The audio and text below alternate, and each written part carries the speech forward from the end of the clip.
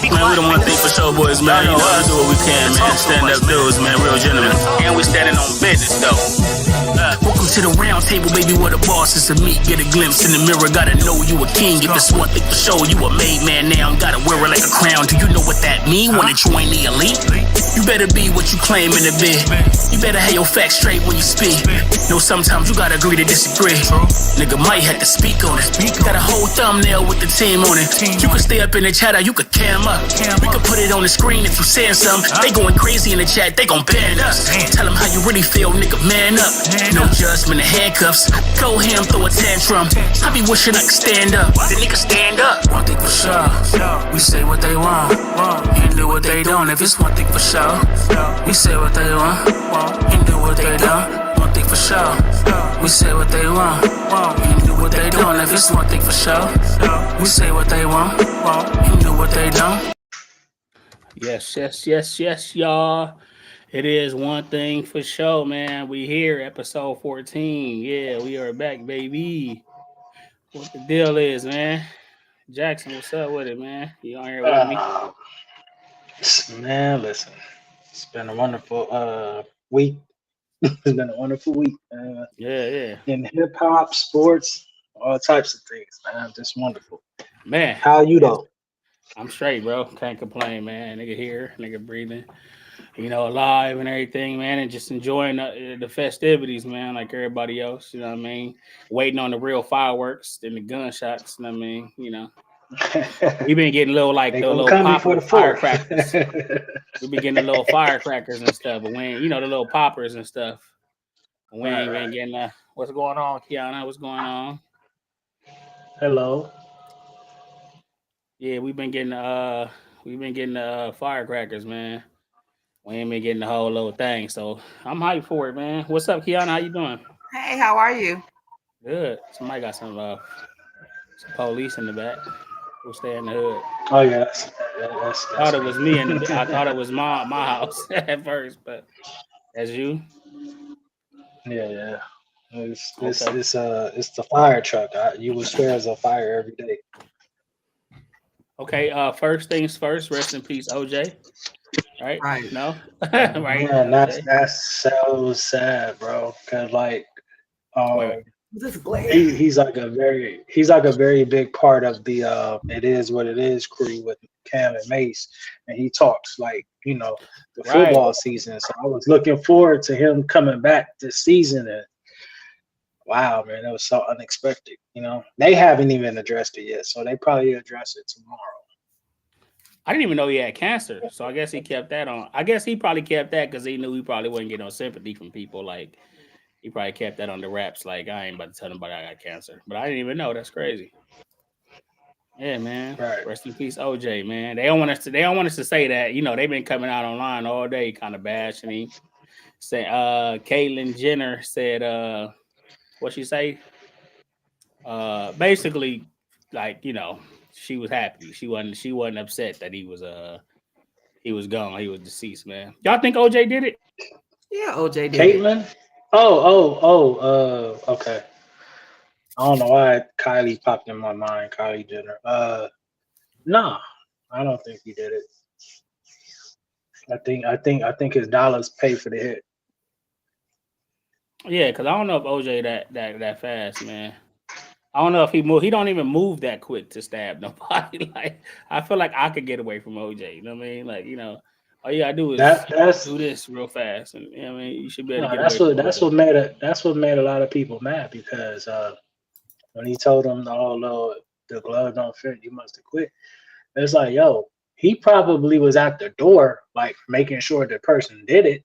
He was probably there on the scene, but I don't think that he was the one that physically did it. Yeah. Nah, I ain't saying he didn't have nothing to do with it, but I don't. We know he had something to do with it. He just didn't do it. Yeah.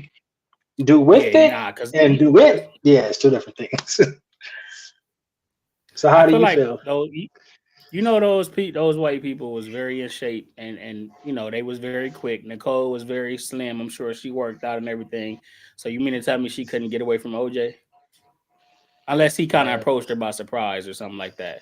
And even okay, you got to so okay. I see what you do. Your little back. I see what you got. Right. It just popped up. I'm man. like, wait a minute, we on the island. Yeah, but I don't know, man. Mm-hmm. Also, rest in peace, Mr. C, man. I was Biggie's DJ. Yeah, Mr. C, man. Rest in peace, him. I ain't know too much about him. Buddy was Biggie's DJ. And get your Wi-Fi correct, man. Right. I'm like, wait. Oh, I pause. Maybe that's your Wi-Fi. Yeah. Nah. Not if we're posting the same thing. You look like the picture from when Big Sean dropped his disc. I'm not on Wi-Fi. I'm on. Damn, I hope it ain't doing it again, but hopefully not. Yeah, though. What's going on, Bert? What's up with it? Okay. How you? Exhausted, but life is good. What's up with y'all? Chilling. I see y'all had a job today. I seen you posting online. Y'all was working and stuff. Hell you act yeah. like you did any work. You said exhausted like you did. Well, I was sitting out there all day. Boy, it was exhausting heat. That nigga was mowing lawns. That nigga ain't left one brick. See, that's where you're wrong. I lifted 2 bricks and I helped them carry the turf into the backyard. So I earned my money today. Yeah. Nah, it was smooth though. Okay. Got some people in the chat. What's up, y'all? Appreciate y'all tapping in and everything, man. We talking about OJ, man. OJ died, man. Man, I heard when I was out working, they told me that the juice was loose. I said, yeah, man. OJ gone, man. And Mr. C gone, man. Who was that? He was Biggie's DJ, Mr. C. He well known in New York, but he was Biggie's DJ. He kind of got a little flack for he was kind of into the trannies, and I mean, so that he kind of caught. He said, he kind of got caught doing that a few times, but a few times. Other than that, yeah, man, he was legendary. Got caught doing it. A few times though. You said he kind of got caught doing it. Nah, he definitely got caught. Not kind of. He didn't get caught, but he kind of got caught. Nah, I think he had dick in hand. Oh. I mean, hey, listen. The stuff I be seeing, they full-fledged with it now. They like, you can't, man, they cut the hammer off, so I didn't know. Nah, they still got their hammer attached, and these little rappers be out there not caring. Like, now some of them crazy rappers, they coming out like, yeah, I like the thing. I mean, yeah, I like them. They living their truth, man. But I support it. Live your truth. I'd rather you live your truth than a lie. To each his own. Hey, I don't know if I say I support it. I say I live. No, I'm saying I support living your truth, not I support. No, yeah, you got to make that clear. But to each his own. People don't understand is to say that. I agree with you 100%. I think people should do and live exactly how they want to and be with who they want to. All that. I don't have no issue with none of that. But then when they ask me what I feel about it, and I say the opposite as far as like that's not what I choose for my life, they think I'm against them. And I'm like, no, that's not what it is at all. I'm just not for it. But I'm not for me either. Yeah, like I'm not against you at all. It's wordplay. Yeah, I don't. Wordplay. No, it's not even the wordplay, but it's more so like, and they use that dynamic to try to push you to either say you're for me or you're against me, and it's really not that. Let's not get it mistaken. They're bullies. Yeah. No, the community is bullied, like, but at the same time, it's not fair to like to people who are not engaged or not pushing for that dynamic. It's unfair to us because it's like either you say you for them and you think they're wonderful and hurrah, hurrah, I gotta wave the rainbow flag, or they say I hate them. And I'm like, nah, I don't hate none of y'all. I love everybody. I care less about people's preference. And I try to push that when I talk to people, like, I love you for being a person. You know what I mean? I don't care about all that other stuff. I just love people. I love you because you are a human. You know what I'm saying? Like, I just ain't. Exactly. I ain't going to Diddy party, is what I'm saying. You know what I mean? Yeah, I think. I think it's probably like he said. It is to a certain extent. It is kind of how we word things, because it's like support and agree. It's like, you know what I mean? Those little words like that. Like, yeah. It's like, I don't like. it ain't up to me to support anything. It ain't up to me to support a straight couple. But Right, exactly. I might can That's what I'm agree. saying, I might yeah. can agree with whether a straight couple or disagree whether they belong together or not. But it really ain't my business ultimately. But I have an opinion. My opinion is Yeah. I particularly might not agree with the lifestyle. But hey, to each his own. And I can still love you for who you are. That's Basically, it. and I think it's just kind of wording it right, because we I all just got would say, friends and I would family, say, man, that's to, like that we love. You know what I mean? So, yeah. yes, I, and you have to remember that we're in the age of the internet, and the internet is undefeated. And when you know that anything that you could say can be clipped down to 5 seconds or less, that's when you have to be careful of the word that you say. for sure, yeah. right, because they'll They'll turn you into a demon in them 5 seconds. But when they play the whole thing, they'll be like, "That's not what he said at all." But they'll demonize Exactly. you with that 5 seconds real quick. right. This nigga got a hat on, boy. In a row. Got the Hey robe. man, In a row. Hey Jordan, I love your ass. I was mad at you for a second. Not mad, but I was looking at a post you put the other day, and you was walking somewhere in a nice, beautiful neighborhood, and it looked like you had on one of your robes. I said, "This nigga got the robe on outside." Yeah. House. Well, check this out. I just had this conversation with my boy, and I wear robes all week, except for when I go to the gym. I put my gym clothes and then back to the robe, except Sundays, because Sundays I go out to get drunk, so I gotta get dressed. So wait, do you have like just robes for every day, or you got? Yeah. I got different robes for every day. Yeah, they be different. I'm just saying, but they be robes though. Like this. Yeah. That's got all kind of shit. Yeah. So in the mornings I wake up real early and I go walk. In the robe. Who blending something? Damn. You gonna walk in your robe early in the neighborhood, in my robe, and I love my neighborhood, man. Yeah. Why the robe though? I'm curious about that. Like, oh man, because you just get up, throw it on, and that's it. To me, that's like a woman in a bonnet. So you just be naked. You just be naked under there. Just be naked outside under the robe. So you be free balling it in your robe, walking down the street. Yeah, man. So I like being comfortable. Right. Hey, if you love it, I love it, big dog. You already know. But I just saw that. I saw that post you made, and I just couldn't stop laughing. I said, "This dude is crazy." I mean, I know you're blessed to be able to work. Run your own business and work how you work. So you ain't got to go clock in or nothing. So you can live how you want to live.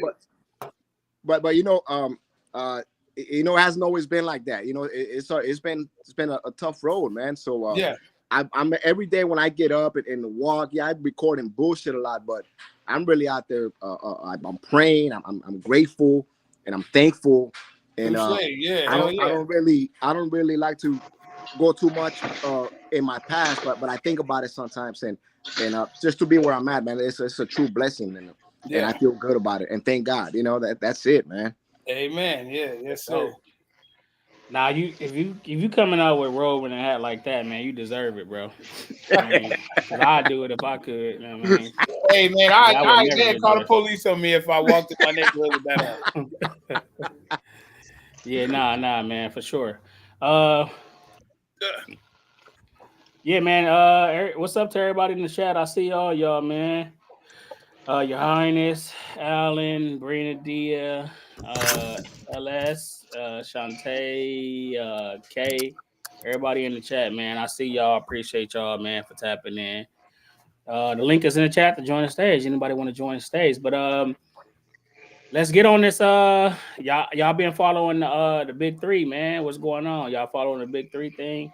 Kiana, you probably don't even know what's going on. You don't even know what's going on with the J. Cole, the Kendrick, and Drake. Y'all following that? So J. Cole apologized, man. How y'all feel about J. Cole apologizing? I was about to say I thought he went on stage and apologized. Yeah. What kind of rap beef is that? What kind of shit is that? Man. Y'all gotta see behind the scenes. No, you gotta understand what's going on. He done heard both diss tracks. And he said, I'm about to gracefully get out the way because it's gonna be a bloody summer. Mm. He don't. Who said that? J. Cole. No, he said that was his reason. Oh, that's basically what he meant. Okay. Cold and her, probably both of them diss tracks. Because there's no reason that you just all of a sudden it's on raps. He ain't let those out, and I don't even think Drake probably let him hear it. I just think backstage he's probably seeing where it's going as far as like it's more serious. Yeah. And Kendrick is actually his friend, so he like I don't even want to. And then what can you really say about Kendrick? Ain't too much we don't know, but according to Joe Budden, he said he knows people that have already heard it, and they're probably gassing it. It's probably one of the craziest, dopest. Like I don't know what angle he didn't found, but they said it is gonna get personal. So if I'm your friend and I know that it's going to get personal, I'm gonna move out the way because I don't want you to feel that I'm on his side too. Right. What up, K-Dub? I see you, man. Yeah, I don't know, man. I just think as far as the J. Cole thing, I think he had too much respect for Kendrick to actually downplay him and stuff like that. And it was just like it's like going against your bro or your little bro. Hey, bro, you got a gang of police by your house. I don't know what's going on. I just think he didn't want to. He couldn't. Ain't too much he could think of to even go back and forth with Kendrick. So if Kendrick was fine, what are you gonna go back with? You know what I mean? Like it's like ain't nothing you could. It's like going against your little brother, but you know he's talented. You can't really downplay him. And I feel like J. Cole also is he's very humble. But this is hip hop, and it's like fuck. We all wanted to see the sport, man. We all wanted to see the sport. So who y'all think gonna win, man? They say Drake and Kendrick both got nuclear disses on the way. Some people is here behind the scenes. They saying I think it's coming tomorrow. Honestly, I think tomorrow they both probably dropping. So what y'all think? Who gonna win? Kiana, who you going for? Drake? Who gonna win round one? Kiana then froze. Okay, who you going for, Kiana? Who y'all going for in the battle? If that's what's gonna happen, then it sounds like that whole thing was a publicity stunt. It was gonna happen. If they're gonna both drop albums and all that other stuff. No. I'm saying that this is I'm saying I think Future and Metro Boomin doing a part 2 tomorrow. Oh. And then Drake supposedly might respond tomorrow because he know the album coming out tomorrow. So I don't know. I don't even know if Kendrick got his whole diss, but he might have came back and dissed him again on that album. So I don't know. But no, it ain't they literally don't like each other. Kendrick and Drake been beefing for years.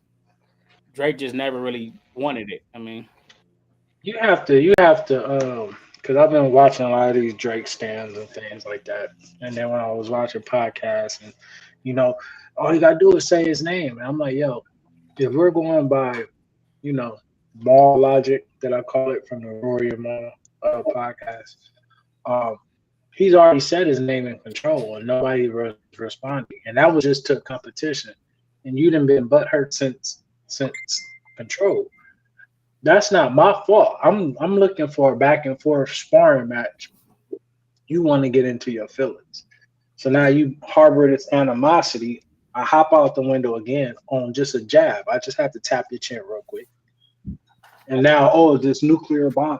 I don't think personally, I don't know what Drake could do to really win this battle. I could say that he not gonna look like a chump with his diss, but I don't see how he can win this battle because he's always been looking for the acceptance from the streets. He got the girls, he got the pop world, but he's never had that full-fledged respect from the streets. And I got some stuff I want to say about Drake, but I'm gonna let the rest of you guys go first. I mean, in the chat, they saying, man, them people, that's rigged just like politics, man. You think hip hop rigged? Right. Hell yeah. Nah, I'm talking about the beefs are. The beefs are rigged. All that stuff is rigged. It's all for fame and publicity. They pulling each other coats up just like Nas and Jay-Z. Ain't they best friends now after the war they went through with all of that? But they still homies. They're not best friends. No, I'm not saying they best friends. I mean, it's not like they about to murder each other. It's not beef like that. That's what I'm saying. They just Bush and Obama, bro. It's all for the smoking. No, it's competition, bro. Hip hop is a sport. It's competition. So that's all politics. it is. It ain't politics. It's competition. It's musical politics. I'm talking about the dynamic of it. Like, it's all to sell records. When they have beefs, it's so they can sell their records, so they can be famous again. If somebody falling off and they ain't that good no more, then they create controversy and then it brings them back up. They have a sex tape that leaked out or something. It's always, you know what I mean? I'm just saying it's always something. Not these two. That would make sense. Not these two. Yeah, that's what I'm saying. But I understand what you're saying. They don't have an album coming out. Kendrick don't got he just dropped the album last year. He could have did that last year if it was a publicity stunt. Drake don't got an album coming out. It's like Kendrick featured on somebody else's song. So it's like they're not a publicity stunt would be if it was their song. They're not getting money off this. Kendrick not getting money off that song. Yeah, they get money off of everything. But bro, I hear you. I won't argue it. Y'all the music people. I just listen to it. I just know because it's been going back and forth for years. So it's like it's just for sport, bro. It's just a sport. That's it. I barely listen to either one of them to tell you the truth. Who you listen to? J.O. Felony, West Side Connection. You know what I'm saying? Old Crip music. You know what I'm saying? Some DJ Quick here and there. You know what I'm saying? Wu-Tang. No, I don't listen to Wu-Tang. But I don't listen to. I don't like the new rap, all that mumble rap and all that. I don't listen to that. It's a couple songs that I scattered through and here and there, and a lot of it is older music, or I like oldies now. I didn't got into oldies. Nigga 40 now. I'll be listening to. You can't even talk. You done went back to J.O. Felony, oldies. We can't. That's real music though.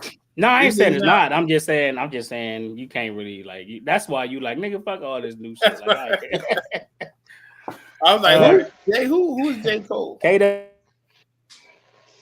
Phil said K-Dot got that shit all the way. Do not let Drake fool you. He get off. Old Crip music is what they said you listen to. Yeah, man. Hey, you got all the beefs going on. You got the City Girls beefing, man. What you think about that, Kiana? Is you paused again? You ain't blinked in 10 minutes. I seen her blinking a little while ago. A little while ago. No, I am not a City Girl fan. Why? Because I'm a lady. I mean, we can't give our. I mean, shit. I figured you would know. You can't hear. Can you hear me? Yeah, we can hear you. You seen them going back and forth on Twitter though? Oh, you say you're not. I gangbang. I don't. Oh, okay. I did not see. I read it. I read what you put in the comments, but I couldn't find theirs that fast. What y'all say? Y'all be sleeping on jazz? Yeah, jazz music is good too. Who said that? Sean Page. Oh, old too. Yeah, he said y'all be sleeping on jazz. I'm like, nah, I be listening to that too. And he said jazz. He be at work probably listening to that to soothe his mind and shit. But jazz is dope, especially in certain zones, man. When I be cooking shit and shit like that, I like just real jazz with just instruments too, like just But man, I mean, we getting a little older, huh? Yep. You like jazz, Kiana? Because I know you older than us. What you listen? Oh, you said you. She said that real gangbang music. Absolutely. No, I don't. I told you I gangbang. That's all I listen to is just 90s hip hop. Yeah, 90s hip hop. Pretty much that's it. Yeah, I don't listen to a lot of these people myself either. What's going on, Nick? Breeden said down home blues. What up, niggas and niggas? Y'all hear me? Yeah, man. What's happening, niggas? So who you got in this Kendrick Drake diss, man? You going with the home team or you going with me? Yeah. Oh man, you already know I'm going with the home team, nigga. Compton, East Side, nigga. What's happening? Okay. Fuck out of here. Fuck, nigga, you gotta go with America, nigga. Fuck Canada. Nigga, this America. Shit. Fuck out of here, nigga. This America. I can take that shit. Him in the weekend can go ahead and do that sad shit somewhere else. Him in the weekend. We loading up clips. They saying it like he coming with some shit, but I don't know, man. Yeah, but because they're a bunch of stands. man. I don't know. The only thing about the city girls, I ain't in that shit, but I just feel like when you go at your friend online, like that's some corny stuff, man. If you arguing with your homeboy or homegirl online on Twitter, like that shit, I don't know. I couldn't see myself doing that. You know what I mean? And That's then the world we live in. Oh, they beefing with each other? See, I don't even watch stupid shit like that. They had a little back and forth online on Twitter or whatever. Look, half the time y'all see myself on Facebook, I don't even be on Facebook. I might scroll and see somebody shaking some ass. I'll repost it. I see a funny video. I'll repost it. Nigga, you be on Facebook. That's all I see is the That's what I'm saying. Ass. I don't be on there reading and watching shit. I see shit I like. Oh, you just look for ass and then hit repost. No, I said whatever it is I repost, I post. Pretty much. I just get on there and look at what I like. Yeah, I just scroll through shit. Yeah, but you pretty much just like ass, and it's cool. Like I mean, yeah, I was designing like that. I love that shit. Working, yeah, that's how he made me. Okay. And then Meek Mill and Wale going back at it, man. I don't know what's up with Meek, man. They got to fight at this point. I mean, Meek Mill, he trying to get his manhood back. Oh man, he trying to prove that wasn't him. That was you, nigga. That was you, little Meek. He has no publicist. Hey, look, he has no publicist. You know, him and Diddy was at the party in matching outfits, bro. Don't no grown men wear matching outfits. I don't care what's going on, nigga. That's right. One of them humping the other one. If they wearing matching outfits, you're a grown 30-something year. You met this nigga after you was in your 30s, nigga. You don't start. Ain't nobody that close, nigga. Me and you been homies since what, the 9th, 10th grade? I ain't never wore no matching outfits. I think one time we had because that was an accident. If anything, we might have had on the same color. We didn't have no planned outfit. Both had white tees on. I mean. Nah, white tees is different. Everybody had that. The whole hood had the white tees. White tees and blue jeans. White tees and 501. You know what I'm saying? But that's different though. That's a hood uniform back in the day. I'm talking about these niggas had on specific shirts. You know what I'm saying?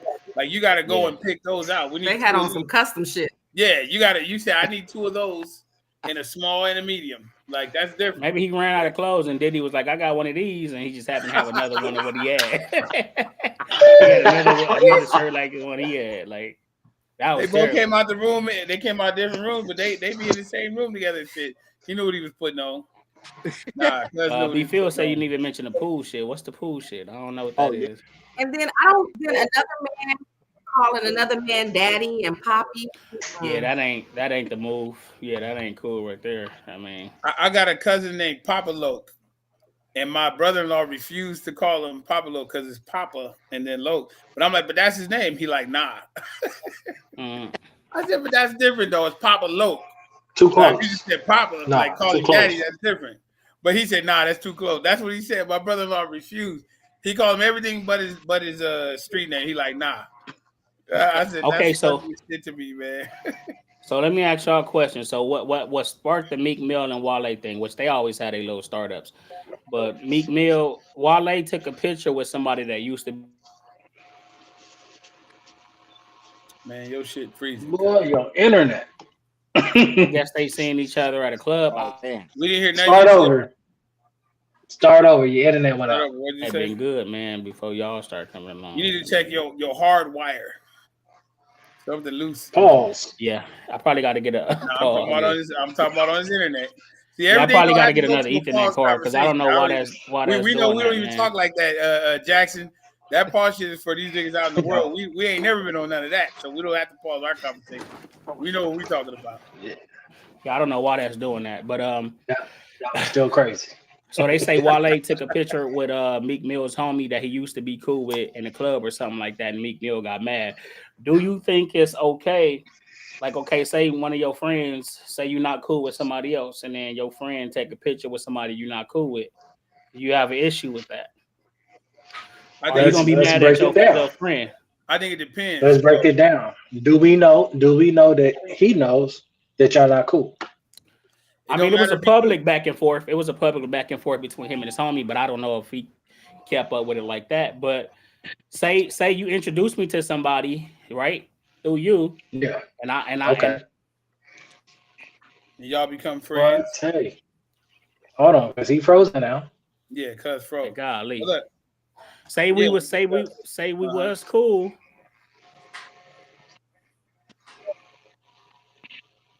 The dude you introduced me to, but we cool. We can't hear you. And I just seen him in the club, and he like, hey, what's going on? You know what I mean? Chopping it up with me, and then we end up getting in the picture or something. Somebody snap a picture of us.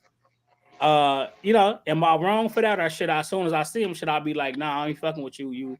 I mean, you ain't cool with you. I mean, unless it was some beef between that situation, like let's say if you introduced me to one of your homies or something, like what you have a million times. But let's say you and that nigga fell out, like y'all had a shootout or a real brawl, like something like that. Then I probably would back off when I seen him. I wouldn't disrespectfully, disrespect him because he didn't do nothing to me. But depending on the type of circumstances y'all had, would be whether if I spoke to him that way or not. But I would still speak if we didn't have no beef. But if it's like some shit where niggas really had to get into it, because you already know, nigga, your enemies is my enemies. So, hey, I mean, that's just how it go, But that's the same if Jackson say he don't fuck with somebody, you already know we don't fuck with cuz neither. You know what I'm saying? If Jackson say it's just to the point. It's to the point, like they said though. The industry niggas, man, y'all be mad at each other for 2 weeks, and then y'all back cool again, flicking it up. So it's like, y'all didn't have me jump out the window on this nigga, and I ain't cool with him just for y'all to take a picture 2 weeks later. Well, because they're not really living off of what they say they living off of. You know what I'm saying? That's all smoke and mirrors, like I was saying before. They don't really live. Majority of them, I should say, majority of the dudes in the industry, they not built halfway or a quarter of what they portray. So that beef and all that beef for internet beef, for social media, for all of that. Well, yeah, those are industry. Yeah, then they over it because it wasn't really never no war. But it's some cats out there, they probably really be, warring with people, but you can tell the difference. Right. Yeah, I think if it comes to like if it's something violent or something like that, if y'all got that kind of beef, of course. But I mean, some niggas will still get mad even if you take a picture with them, like that ain't. I mean, like you should know what's going on, type shit. Like why you call me? I mean, you made it public, so now I want a public apology. If a nigga called me and tell me he mad at me about anything, he can get with me because I'm too old for niggas to be mad at me for some shit like that. Because I took a picture. I think it's more disrespectful if you hanging with a nigga ex-woman. Like if a nigga and his chick break up on some horrible shit and I see her at the club, I'm going the other way. I'd rather not talk to the female than the nigga in that case. But that's a whole nother thing though, Yeah. I ain't taking no picture with the exes. Yeah, but that's their little thing. I think they probably really don't like each other. They don't want to say it and shit. I mean, or maybe they've been rubbing off on each other ever since the damn MMG shit. It's like they just like water. They're like water and oil. They don't mix. Phil said that's why Tupac was mad at Snoop. Yeah, I saw that whole thing. Snoop took a picture with somebody. Yeah, well, they had an interview. When he was cool, man, I ain't got no problem with it. When they had that, they said that they had him come up to where they was at in New York when Snoop and all them was out there, and then when they got home, Pac and all was like, fuck them and all that, and Snoop was like, nah, they cool. Like he ended up being cool with them, saying like, nah, they cool. I fuck with them, and he like, how you gonna fuck with them? They were saying fuck us. They didn't say fuck me. They said fuck us. And he was like, nah, they said I'm cool. So it's like, it got to be a one for all type of thing, but you know how that go. Right. What's up, Ricky? When Shasta stopped fucking with Jordan, I stopped fucking with Shasta. You remember that shit? Airdrop Shasta. Remember Shasta? Yeah, I don't know. It was like a silent beef. I didn't know what was going on. But I was just tripping. Like, shit. Like, I was like, y'all don't fuck with Shasta no more. That's the homie. They was like, nah, fuck Shasta. I was like, all right. When I seen him, I looked at him. I gave him that. Went the other way. I didn't say nothing too, cause hey. Yeah, and man. Alex in the bread truck too. When I seen Alex in the bread truck, I say nothing to him. Okay, y'all seen the thing about Sexyy Red, man, denied performing at a middle school because she smelled like weed. Y'all, I don't know if y'all seen that. How would y'all feel if would y'all be cool with Sexyy Red coming to y'all child's school? Hell period? No. At middle school. To do what? It's a middle school, right? It's a middle school.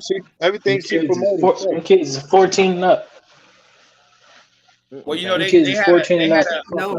they had a I forgot the girl's name. She's a a person on social media who be talking or whatever and reporting stuff, a blogger, I think it is, and she was saying how it's so disrespectful and obvious that they're promoting things to children to where they would even want Sexyy Red to go to a middle school. Because think about it, what the hell can she teach a middle school kid? Right. Like, you know what I'm saying? What is it? That her coochie pink. Yeah, her coochie pink. Like, there's nothing positive about her that she could teach a middle school kid or even show them or promote them. Like, it makes no sense. Like, you know what I'm saying? That's like Sugar Free going to the middle school. Why would I want that nigga to go to the middle school to teach my kid? I love Sugar Free, but I'm grown. But I don't want Sugar Free to be like, check this out, little Bobby. No, I might let him see Sugar Free. No, man, I ain't gonna let him. I love Sugar Free. Y'all know I love Sugar Free, but I ain't let him. He don't need to teach my kids. What can he tell my kids? She said, "What about immature was the shit?" Okay, like little Susie, you got your goldfish in your pocket so she can smell like the big girls. Let me play this video, man. So she got mad. I mean, she left out. They kicked her out or whatever, but she still was in the parking lot, still performing. I'll share the video of it. I don't know if she did the whole song, but she did do some of the song. Hopefully, my stuff don't freeze. Let's see. Nobody called the police. So look, so this school put me. I came up here, got you. Try to talk to the kids, get in the water today. They gonna put me on me. Tell me I smell like weed. Watch this. He gonna try to get mad. Fuck that old man. Bitch, you're nobody. Bitch, like I'm finna sit with your they ain't come to see you, Otis. Otis? Bitch. You heard who they screaming? That's just the reason why. That's why she needs to get kicked out. Hiya. Bro, we fucked my head up. They put us out. I ain't gonna hop down on that. Oh, smack that motherfucker.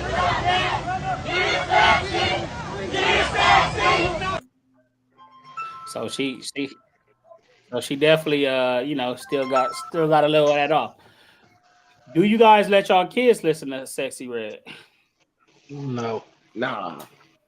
My son or do you listens know to if they Michael are Jackson. listening to Sexyy Red? Do you really know if they listen to Sexyy Red?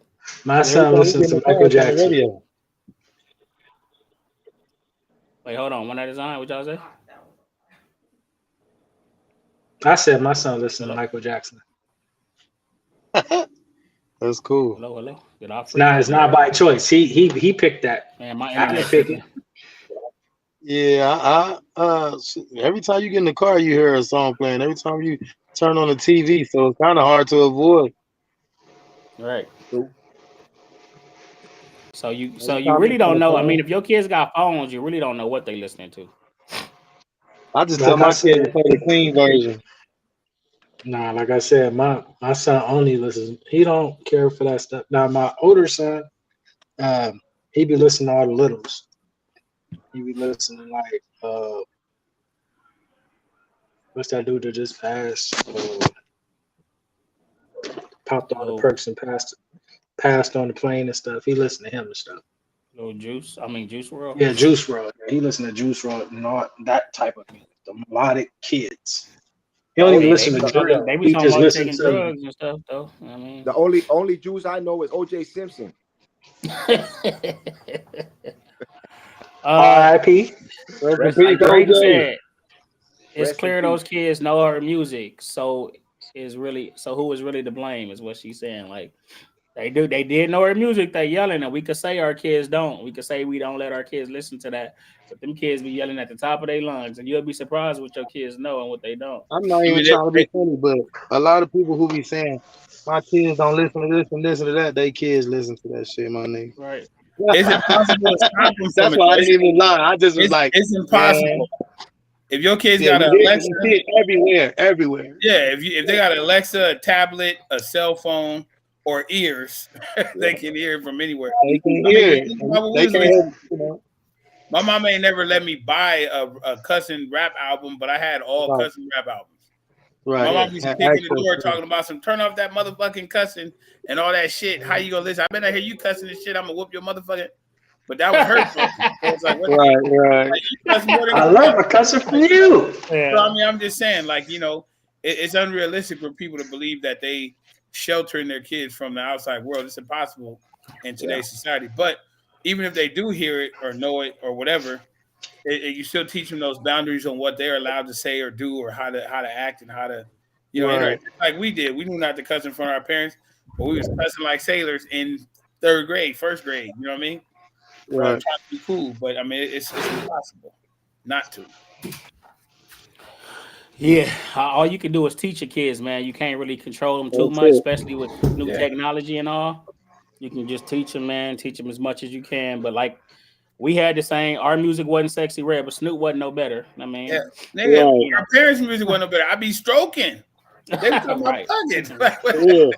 Right. I said that in my granny house one day. I was walking through. I was like, "I be stroking." She said, "No, the hell you don't." And I was like, "I don't."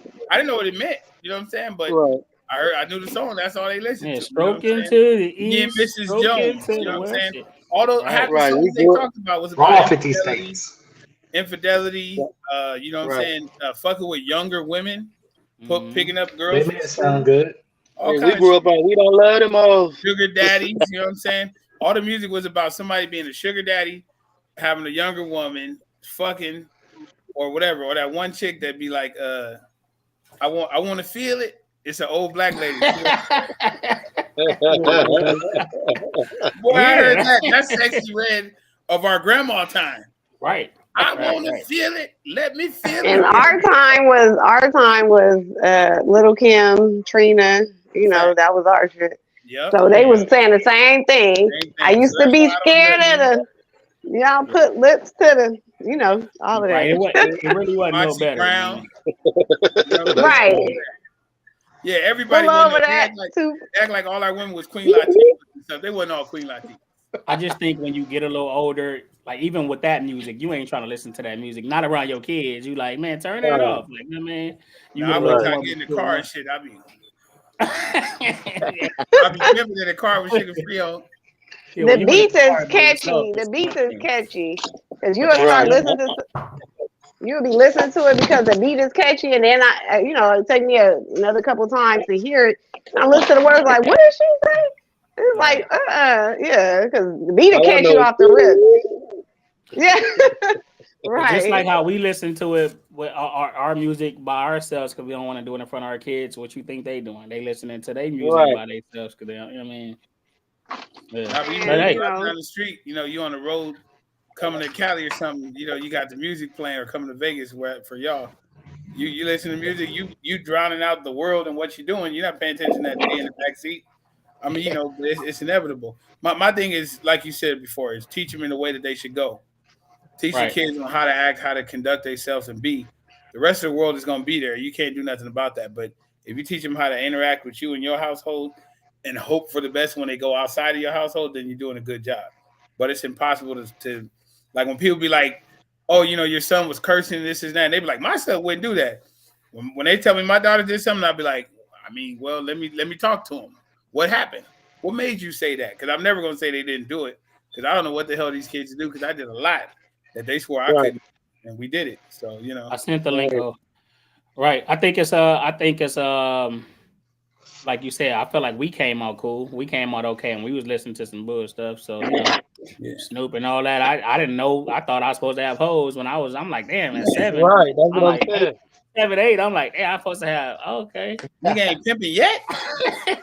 That's why we couldn't relate to you can have whatever you like, because we grew up on We Didn't Love Them, we don't love them. Right. So we was taught different, man. Right.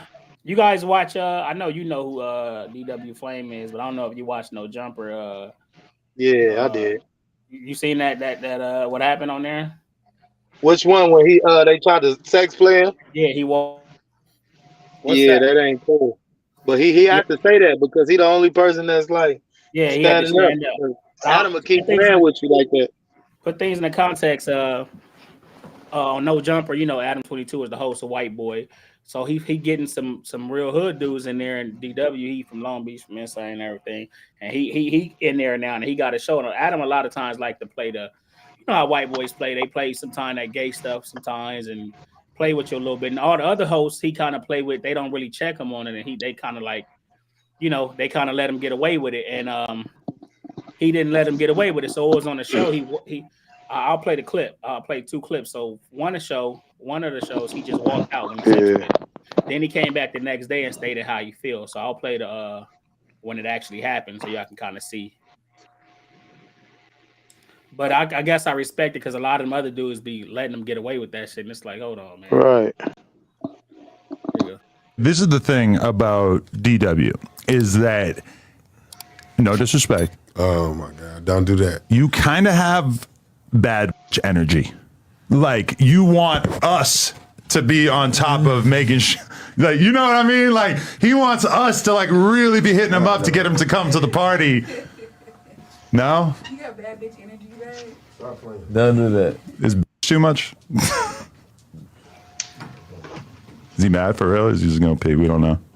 He breathing it up. The dog's gonna follow. Like, you know what I'm saying? But certain people. Did anything happen out there, or is it just? Yeah, but that happened. Let me play the result. He left. He did leave because they thought he was gonna come back. He left, but I think, you know. So how was he sex playing him? I didn't hear him say anything like he was sex playing him. He said you got bad energy, and then the girl in the background said he got bad bitch energy. That was no. He said, "Hold on, my bad. I'm trying to stop sharing this." I just heard him say you got bad energy. No, he said bad bitch energy. Oh, okay. I heard it the second person say. I thought he just said bad.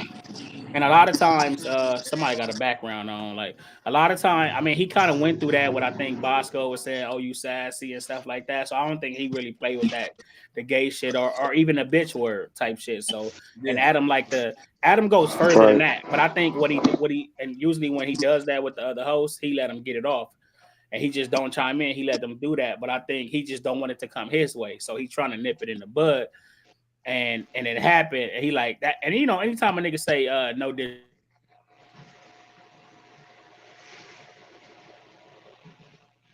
Oh no. It's internet. Reason. Rich internet. Man, you gotta start doing the show from Starbucks, bro. Your shit. Yeah, I think your shit went out. He said Starbucks. You guys gotta go see that Starbucks. He held for that. This nigga said Starbucks. They should shit. At McDonald's. Go to the hotel lobby, nigga. Look, he's stuck just like that too. Like, oh no, he moved. Yeah, I'm gonna try to use my Wi-Fi as opposed to my Ethernet. 'Cause I'm using Ethernet and this shit tripping. This is Starbucks by your house, bro. Just start hitting up Starbucks. Y'all know this the last 2 shows. Y'all talking shit like before this last my shit was tripping. I think maybe the Ethernet. Somebody background. That ain't my somebody vacuuming? You clean it up? Y'all at work and shit? Somebody cleaning up. Yeah, that's I wish I had some carpet in my house. This shit is all tile. I hate this shit. You gotta mop all the time and shit. Trying to turn the Wi-Fi. I don't want to unhook it in the whole show. You got the little machine to do it or what? I got the industrial mop and a regular Swiffer mop, like the wet mop. That's the way. That's the way to go. Yeah. My bad. I'm trying to turn this Ethernet off, but I don't want to unhook it and then end the whole show and shit. Oh no. I was trying to switch the Wi-Fi. But anyway, yeah, that's what happened. But then his response, let me get the response video. But yeah, he called, he trying to nip that shit in the butt. Adam played too much a lot with that shit. But he came back the next day and he stood on business with it. So I'll play that right now for you guys. Hopefully it don't pause again, man. Let me see.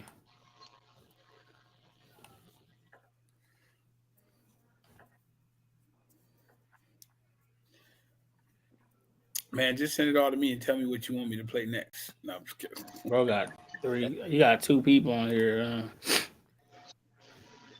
Huh? All right, here you go. Yeah. Hey, that's crazy, right? When we talk about it. This gotta be scripted. This gotta be scripted. What's up, cuz? Yo. Hey, Josh, the universe is universal. Where Adam at? Adam here? Yeah, tell Cutter come in here too. Oh yeah, I'm gonna get this shit straight right here, cuz all that weird shit, all that gay shit, bitch shit that niggas be playing. I don't play that, cuz. If you gotta do that type of shit to be at No Jumper, nigga, fuck No Jumper. 23rd Street, nigga. I don't play that. Nowhere. I have never let a nigga play like that. I only left yesterday because I was off that Henny. I know how I get. What I just say. On 23rd Street. What I just say. I be on bunk skunk in this motherfucker on Insane Crib. You don't play with niggas like me. You play with niggas like Big Sad, niggas who snitching like that. Niggas who, you play with bitch ass niggas like that. You don't play like that. I don't know about nobody else, but I don't need No Jumper, nigga. Oh, West and that's the truth. I've been booming before No Jumper, nigga. Being had shows on, being cracking, being a nigga on 23rd Street. I ain't a nigga who let nobody talk to me crazy, nigga. I'm really like that on Insane Crib, nigga. On Insane, I come heavy everywhere I go. If I wanted to blow up, ain't nothing in the building could have stopped me. Nobody, nigga. Security, nothing. All right, yeah, he went on a little rant, but he went on a little rant, but a lot of people don't do that. They let Adam went far with the gay shit, real far. I mean, fuck Adam 22. Who is Adam 22? So we talking about the hip hop and the gangster LA culture. Right. He's not even from LA. Right. Fuck yeah. So, that kind of went viral, and I think Adam be chasing clips too. I think he be wanting them to respond like that. You know what I mean? So, but he ain't gonna like it when it go bad because you can't play with certain people, and certain people is really not podcasters. They just getting into this shit. So, respect goes a long way. So, you gonna keep playing with the wrong person. He was looking for that Birdman moment. And then after he left, he was like, "Oh, I feel like him leaving.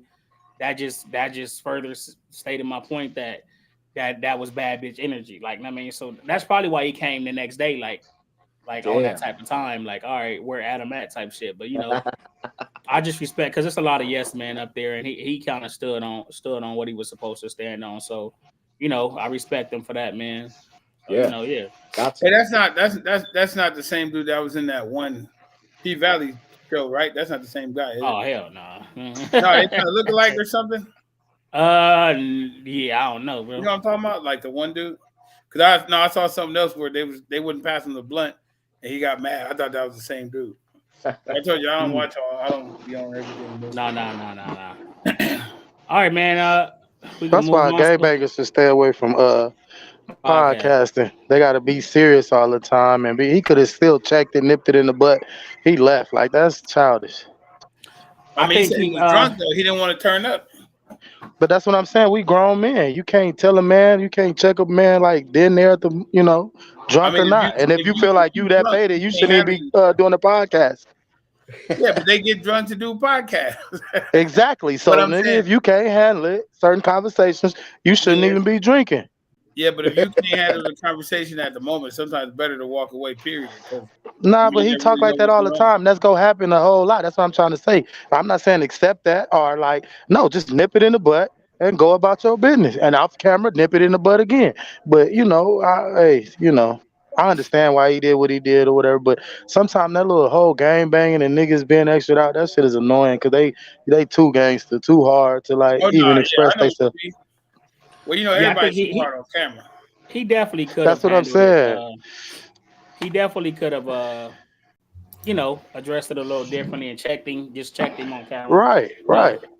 But I think it's a lot of other shit behind that too. Like with him doing that a few times, and it's just like niggas probably be in your ear, like don't let that nigga do that to you type shit. That's what I'm saying. You got to get away from that type of shit. Them niggas that have you ruin your life. If you go be a hood nigga and you trying to do something positive, do a little podcast, you see it with Brick Baby. That shit is, you can't mix the two. It's obvious because the politics and how shit go on like in real life, like everything that you do and everything you say, they gonna have a problem with. You can't let them dictate how you doing this your living, like how you make your living. You know what I'm saying? You gotta separate them niggas from that shit. All right. Y'all niggas get out my business. Y'all ain't up here. Yeah. But you on the other side, so I get it. I'm just playing. No, but that's not even that. Not even that. Just on some like G shit. Like I wouldn't even if I was to come in the game and I'm doing a podcast, I wouldn't even bring up the whole gang banging shit because they go expect too much from you. I'll just come in as a normal person because they don't know that shit is dumb, man. You definitely can't miss it too because doing that is like you trying to come away from that. But exactly. Also, it's a transition. He new in this shit, so it's gonna take some time. Right. A lot of cats that first started, especially when you still in it and you still in that shit, it's like it's and he's still younger than us. I mean, a little bit younger than us. So it's like, some niggas ain't really made that transition out of that they mind state, or feel like they still feel like they gotta prove something and all that. They still walking with that chip on their shoulder. Some niggas is gangbangers, some niggas is gang members, man. Right. For sure. It's different mentalities though, For real. Yeah. But at the end of the day, man, I understand what everybody's saying, but a man's a man. Stop playing with my manhood. No, I as simple as that. I agree. We could be a regular guy. We can be a square. Because he could have not been a gangbanger. He could have not came in the next day banging the set. Just as a man, like, don't play with me like that. Right. When the gangbanging is part of your vocabulary, that's just how it's gonna come out. Right. I think in that situation, met another nigga like that. I can't let him. Man, them niggas be having their homies with them and shit. So they be taking that shit personal. Like, they don't want to look bad. Like, nigga, that's why I say, man, leave them niggas at home and go handle your business. Yeah. It's okay yesterday, to laugh I think he just had and, his girl, but like other days, he do be having other people and shit. But I wanted to ask y'all this question, man. Did y'all ever go to the store with food stamps as a kid, man? What the fuck? Hell yeah. How else did you get there? Not a trick question. I'm trying to go to the store with food stamps today. Shit, you got some? On my mama, I did. I'm still. We talking about the book though. We talking about the old school book. We was in the low bottoms of South Central, nigga. We had pockets full of $1 bill food stamps, nigga. Regular. Sometimes we had to and another pocket full of change because you busting them. Because you had to bust them and take the money back. Yeah. Right, go. Right. Nigga, I wish I had a book right now. I go in the store right now. Right. Okay, so was you embarrassed? Hell of course, as a kid. That was movie shit.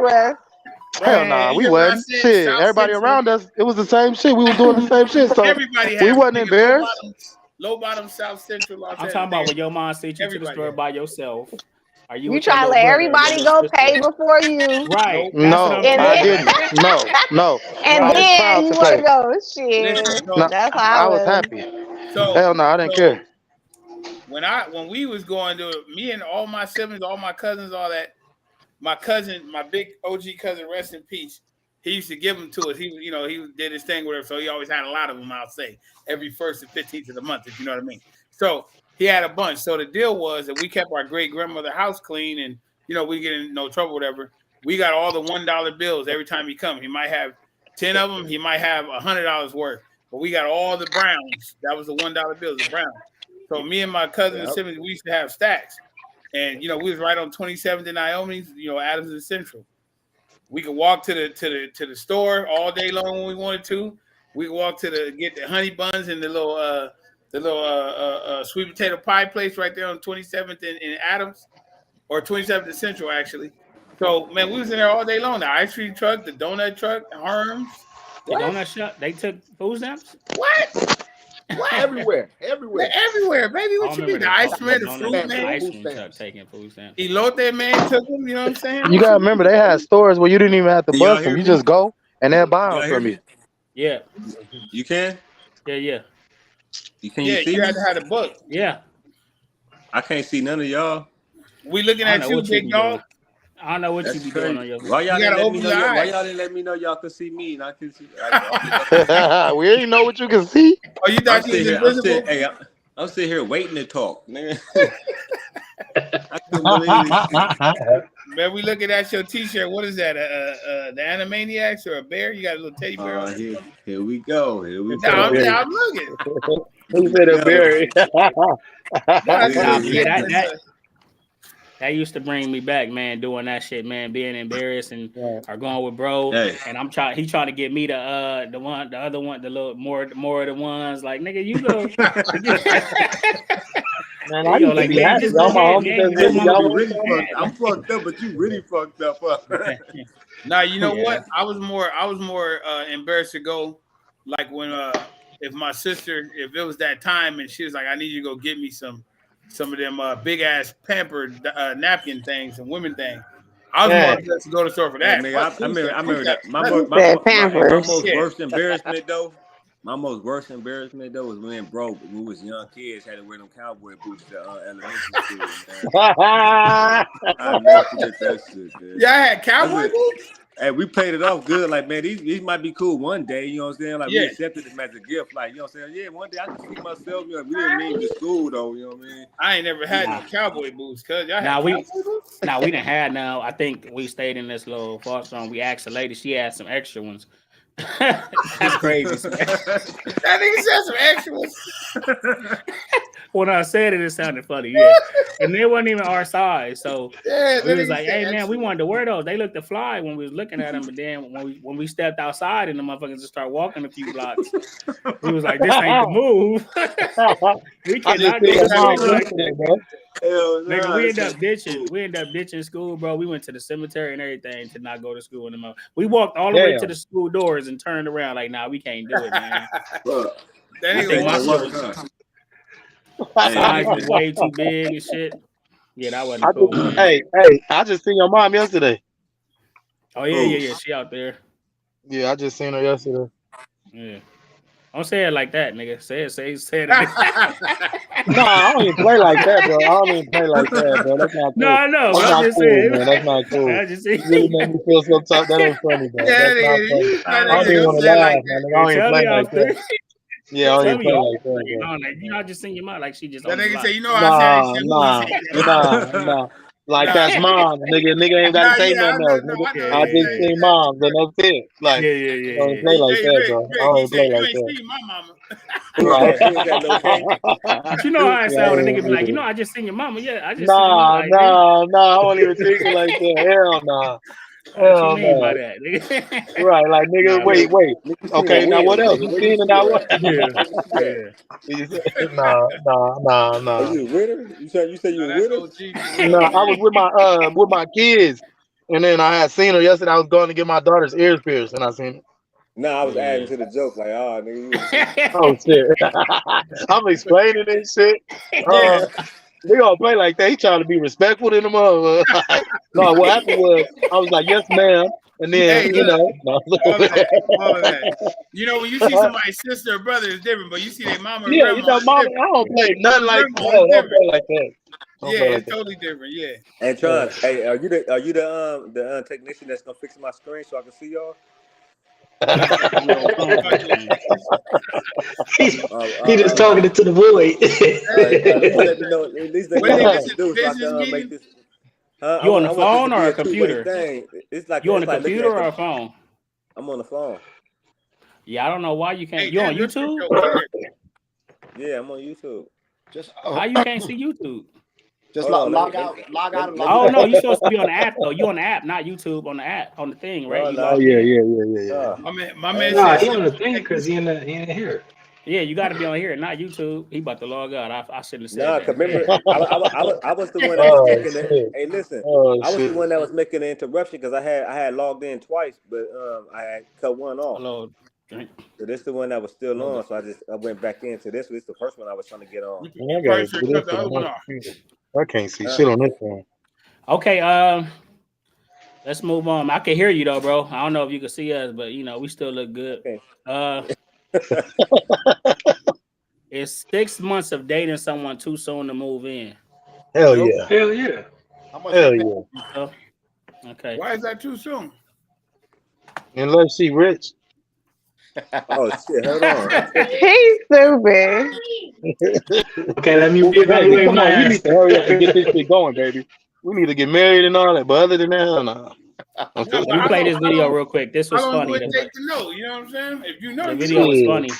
The dude was like, he said I could put up a facade for 6 months. Like, hold on. No, for real. I know people that got married in 6 months, so it all depends on. And I bet you don't know none that lasted. They still together. I ain't gonna say who it is, but I know they a family member. What? Play the video real quick. 10 years. Oh, that's 6 months is crazy. I don't know you. Okay. 6 months. Like, listen, like if we just being honest, like everybody, I mean, you're gonna have your best behavior. You want to present yourself as the best form as yourself when you first meet somebody. Right. I don't know about everybody else. I can keep up a facade for 6 months. Like if I need to pretend to be a motherfucker for 6, I can keep that up for.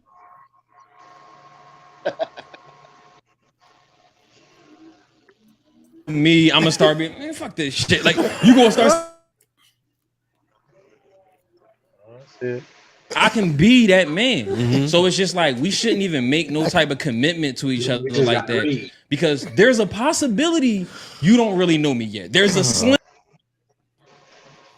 Yeah, so he's saying, I mean, there could be anybody. That's why I say that honeymoon stage, nigga. That's everybody got a face on it. I'm gonna be Prince Charming, nigga, within the first 6 months. Right. I mean that's funny though, but the crazy part about that comment he made is to say that he's gonna intentionally go in and be fake. Some niggas come in real just like some females do. So I don't think But that don't mean that's because you coming in real. That don't mean you know this other person and that y'all gonna be compatible because you being real. No, but I'm talking based on what he said. He said he can put on a facade. Why would you? He just being like he mean like in general, like all around. I just using it as an example. I don't think he necessarily means like him, bro. He just saying, like anybody could be like he said in general. No, I understand, but I'm just going off what he said. I could assume he meant 10 different things, but what he said was he can put on a facade for that long. A lot of people go into situations with that thought of I'm going to be my best for them, and then I'm going to show them the real me later. And that's what fucks up people, even in long-term relationships, because they don't come in real from the beginning to start with. But some people actually start off the way they are, and they stay the way they are, is what I mean. Whether good or bad.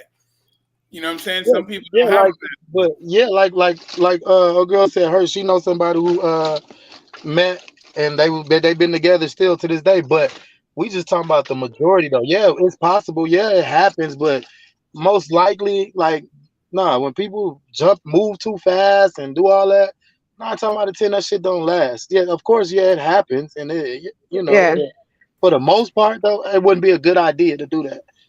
The idea of it is not like best. Yeah.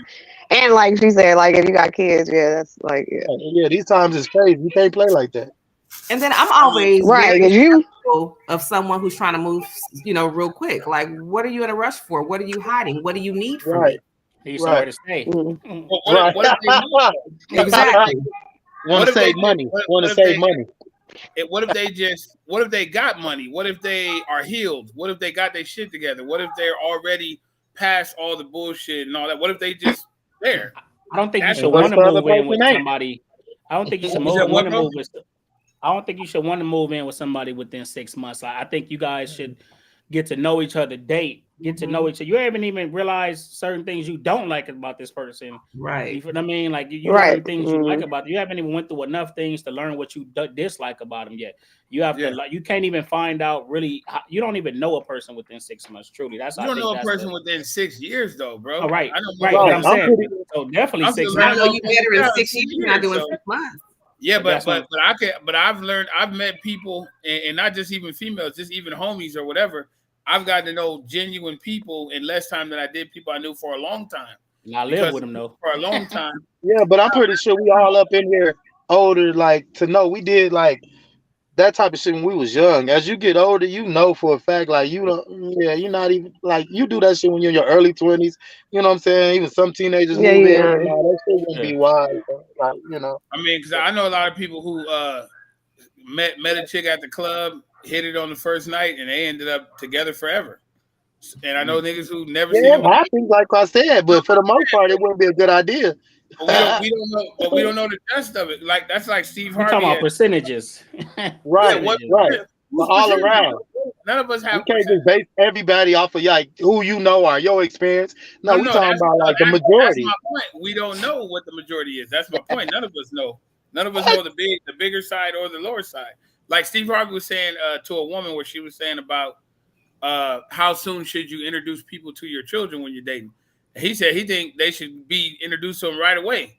And everybody else is like, nah, you should never introduce them right away. And he said, but look at Steve Harvey at.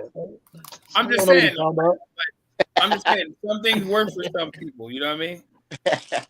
Some things work. That's what I just said. It worked for some people, but for the majority, that shit don't work like that. It wouldn't be wise to do. Would you introduce your kids to a new girl like right away? Hell nah. My daughters meet all my bitches. No, I'm just kidding. No woman should do it. No man should do it.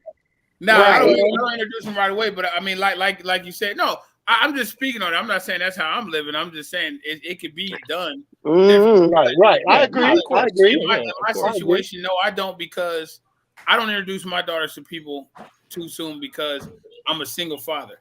And in the past, when I've met women, a lot of times they try to schmooze with the kids so they can impress me, but that shit don't impress me because I'm impressing my kids. I'm taking care of them. So for a woman to act like she's all extra super, like, oh, I want to be stepmommy and all this other shit, that don't do nothing for me. Yeah, they gonna like the gifts. They gonna like going to get their nails done with you and all that. My kids can give two shits about you. If I'm not fucking with you, they just gonna take the gifts and the money. You can take them to Chuck E. Cheese, but they don't give, they don't care.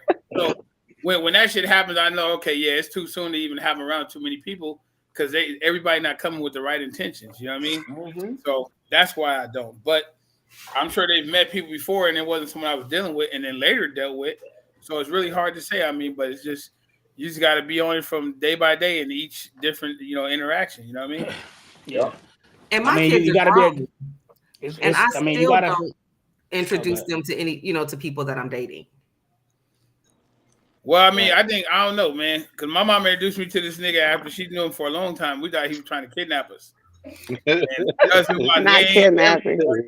Hey, you want to know something though? When I was younger, I never if I dated a girl, I've been like this since I was a kid, and maybe it's because I was raised by my mom. I don't know, but if I dated a girl and she had kids, I ain't gonna lie. If I knew that I wasn't gonna be serious, I wasn't taking it serious, I'll let her know. Like, I don't play like that. I'm some women, I tell them, I ain't trying to be rude to them, but I don't want to. If I'm not gonna be in your life like that, I don't think I should meet your kids, or you should have me around them like that. I didn't have a girl tell me she don't want nothing from me. She just want me to be at her house, nigga. And I keep it G. At the time, I ain't had no job, nothing. I'm like, nah, I can't just sit in your house. You got kids and shit. I'm out of here. I'll figure it out, but I'm not about to just sit in your house and you got kids and nah, yeah, no, you right. That type of person. 100. I respect that 100%. Yeah, I'm the same way. I think you could be a good judge. You could, even people that's a good judge of characters, like, you still got to use precautions and stuff like that. So right. It's like you said, it ain't really no main time limit, but if I had to, I'm gonna wait. I mean, I'm gonna try to gonna try to make sure and get to know you as much as I can. What you saying, even still, you said 6 years, so you still might not know a motherfucker. I mean, I do my hoeing out in the streets. Yeah. So what you say? I said I do my hoeing out in the streets. I don't think about. Oh my god! I might bring them home at night. I might. You be hoeing or you paying the hoe? No, but they going before the kids. Huh? Nothing. That nigga said, huh? What you say, nigga? What you say? He's trying to get his answer I said, you be hoeing or you paying the hoe? No, I'm just playing. Just because I live in Vegas don't mean I'm paying for it. Yeah, he a regular. They give him a special you live in Vegas, you paying for it. You a lie. Discount. He a regular. It might not be like directly, but in some fashion, you paying for it. Here we go. Nah, that's not paying for it. Hey, if I'm hungry and I'm here too, that's not the same thing. You know what I'm saying? We all paying for you can make yourself believe that. That's what the average, not no disrespect to you, but when the girls be thinking about niggas as tricks, that's the average, that's what the average dudes say. That ain't tricking. That's not facts. It ain't tricking if you got it, as they say. That's not the truth. That's not the truth. It is tricking. Tricking. You can't dress it up. Can't change the definition of a trick.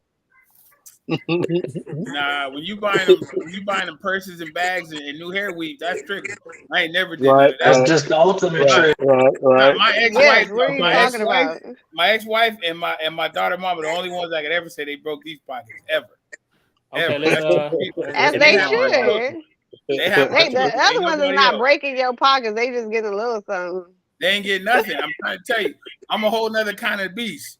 I can point Didn't you out. just last week you said you took somebody out to the show that you really didn't like? Stop it.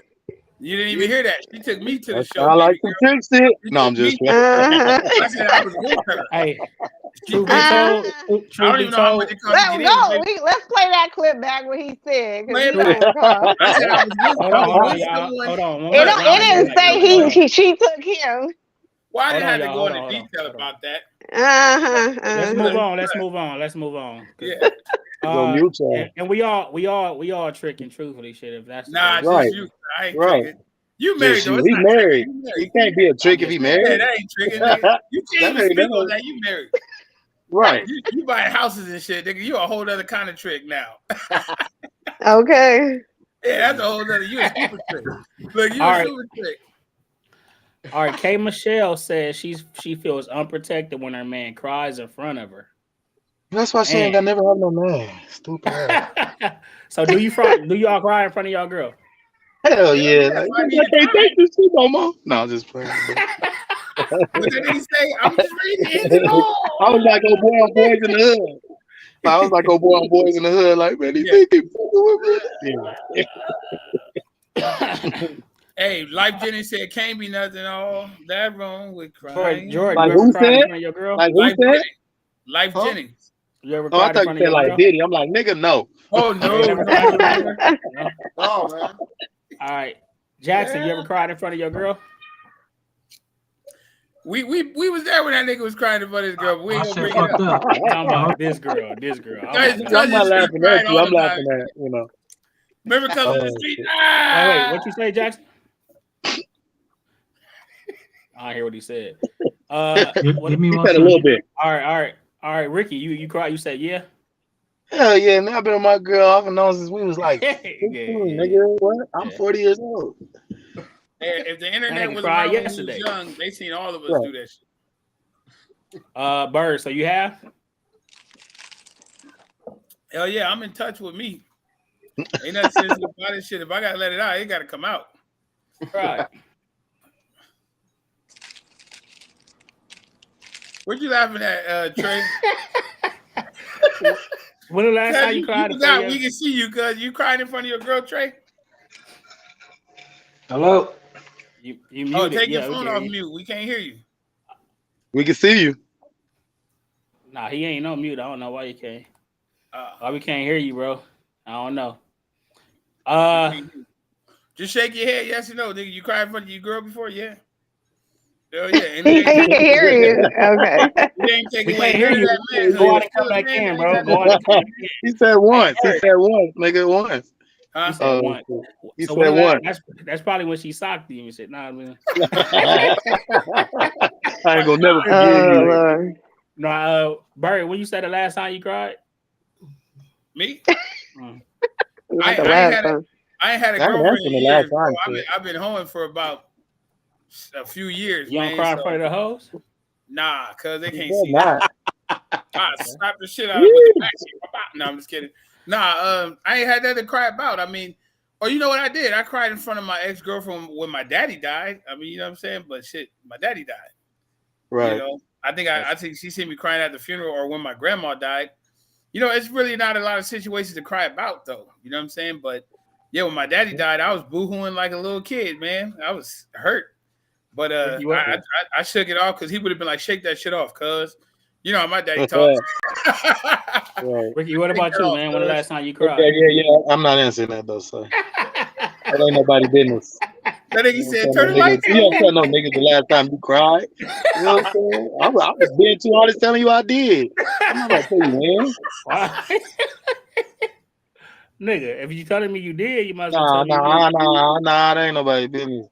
He probably cried today. Looking ass, like, and then y'all gonna be like, oh, he's a crybaby ass nigga, and then I'm gonna be having to be one of them niggas on, you know, the podcast, having to be extra ass. I'm trying to be normal. Crying ass nigga. Right, you know what I'm saying? I'm trying to be normal. I ain't trying to be a thug on here. Hey, Jordan, when's the last time you cried, Jordan? Well, I'll tell you this much. I haven't worked the job in over 5 years, so I haven't had anything to cry about. Hey, okay. My good man, touche. Where you get that? I'm doing what he do.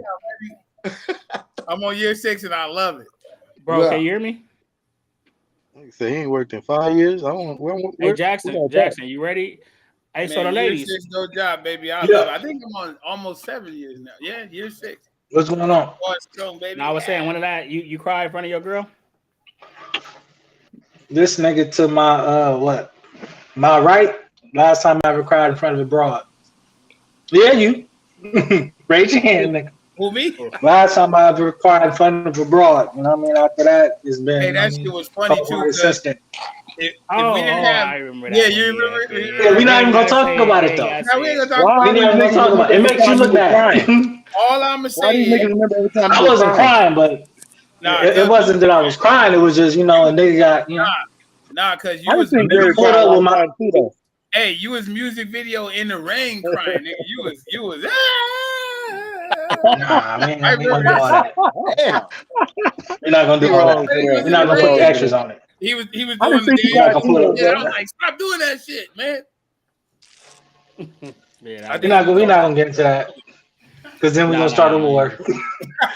You hear me, Jackson? No. I think he's on 21st and Locust. No. Cool. See, keep the hood out your mouth, man. Yeah. Keep the hood out. Stop playing. I was like, man, stop for somebody to see you. Nah, I'm just okay. Stop playing. So what What'd about you y'all, say, ladies? Lady, what's up, Drayden? What's going on, Drayden? Lady. Hi, everybody. Hello. So my question to y'all: Do you guys agree? Do you guys agree with her statement? Do you guys feel away when y'all man cry, or how do y'all feel if that happens? I don't have an issue with him crying. Usually I'm the cause of him crying though, so Golly. Right. Okay. Right. Not to be right here. If you do it in front of me, you weak. Hold on. But what you Did mean you by just the laugh cause at of that? him Was that a crying? badge? Hold on. Oh, I got a question. You ain't gonna Okay, skip go ahead. past that. Like you're not. Did you just laugh? Did you just own that like it was a badge of honor? Like and you enjoyed that? Like She was like, you owned indeed. that? Who, me? Yes, Yeah, you. Oh no. Mm-mm. Oh, okay. Okay. Elaborate, please. Man, how did you make him cry? You cheated? Because that's the only way a nigga crying. I don't cheat. Nah, not these days. Niggas is you never know why they crying. Oh yeah, he cried. Nah, I was in a car with a nigga These who ran over niggas a cry puppy. for anything. This thing is a hoe. No, I've never made him cry. Wait, what do you say? I missed that. I said I was in the car with a nigga who ran over a puppy and cried. That nigga, you would have thought that. Hey, Oh, you that would have nigga thought is. the human. That nigga was like, I Was can't it even his? drive. Was it his puppy? No, it wasn't his puppy. Nigga, we was driving down the street and some dog ran that way and then it stopped and turned around, ran the other way, and he swerved and it was like, and I was like, what the fuck was that? And this nigga pulled over and shit, and he was shaking for like 2 hours. That nigga was like, cuz I can't drive. He like, you gotta take my car home. Oh my god. He's like, look at my hand. Hey, look, I'm driving, looking at him like, man. First off, he didn't cry. He didn't cry. He cried. He was sad. He didn't want to die. Let me tell my story. Then the nigga gonna say, he was like, man, you act like you don't even care. The nigga could have had a family or anything. Oh my god. I took him away from his family. I was like, you talking about the little chihuahua back there? Okay, so bro? for one, he was a pug. You know how they eyes is. It was you trying. It was you. Damn, you killed a pug, bro. It wasn't. I didn't kill. I mean, it looked like I thought it was you trying to clear up your name. Okay, so listen, look. It was him. Happened. I accidentally hit He had him. no reason to cry though. I accidentally hit him, and he was on the ground like shake. You know, I love animals, man. I've been loving animals. I didn't cry though. I love animals. I'm like, damn, I think I ran over the dog. That's and he like, what? I'm like, bro. I'm like, damn. I seen him in the mirror. I'm like, he on the ground, like he's shaking and shit. I'm like, bro, that was fucked up. I'm like, fuck, bro. Like I ran him over. I tried to avoid him. I ran him over. Look, I'm like, damn, I can't drive. I'm like, man, hold on. He like, man, you want me to drive, nigga? What the fuck? I'm like, yeah, man, jump in this motherfucker. This nigga gets in a car, he gets in the front seat, and he goes back to the dog and circles around the dog and kept letting me see the dog. He circled around the 10 times. Like, look at him. I didn't know you. Like, yeah, nigga, look what you did. Yes, he kept doing it. I'm like, bro, what the fuck? Boy, you a cold nigga, boy. Boy, you a cold nigga. I'm not gonna move him out the street. Because his head was smashed, but his body was still doing this. Look, and then you go explain all that.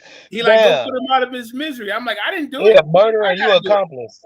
Yeah, but nah, he kept driving around. I'm like, nigga. You like, murderer, look what you did. He like, look what you he did. Accomplished. I was like, murderer. Yeah, that was funny. Was terrible. I mean, it wasn't funny. I was sad the dog died too. 10 points. Cuz was crying. He was. I wasn't crying. He was like, I'm going. I remember running over a dog one time on my way to a haircut appointment. Damn, y'all niggas just killing dogs. And you still got the hair? Right. Birds of a feather. Hey, White, remember we was no, because it was in my 16 wheeler. So he runs. Oh damn! Like when you're driving and you see something running. So I look to the left. And I'm like, I'm not about to run on these streets.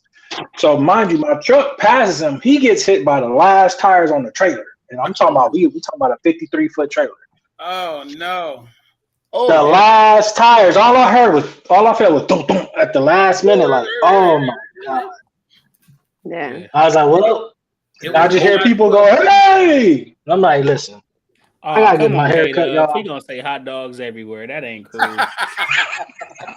I wasn't gonna make the joke, but since he said that, nigga, you wasn't a good truck driver though, so I don't know. No, I'm just hey, Cuz wasn't a good driver. He almost killed my girlfriend in that first car. Damn, boy, you got stories on everybody, boy. I ain't gonna do shit in front of you. Hey, Cuz almost killed her. I was like, stop it. Take a break. They really tried to kill my little Jamaican thing I had back in the day. Okay. Real quick. I remember. Real quick, because we getting off subject, y'all. Drayton and Keisha, y'all answer the question about the men crying. I don't have a problem with it. I feel a little bit more, I guess, connected if a person, can open up to you in that aspect. Because some men, try to be so tough all the time. So where if you comfortable to do that, because it takes a lot for, I guess, a guy to cry because you don't really see that often. But when they do, it means something. What if it is often?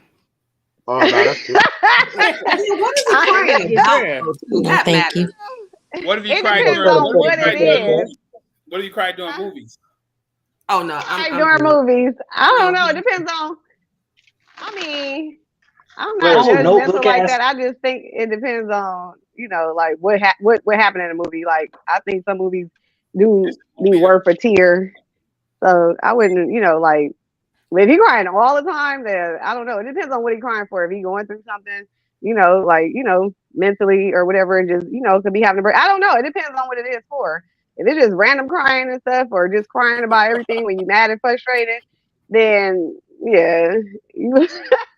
I cry in a movie. Cool. I ain't gonna lie to you. If somebody dying or some emotional something happened, I won't cry. It ain't a cry, but it's like a. It's like a tear. Yeah, I gotta hold this right here.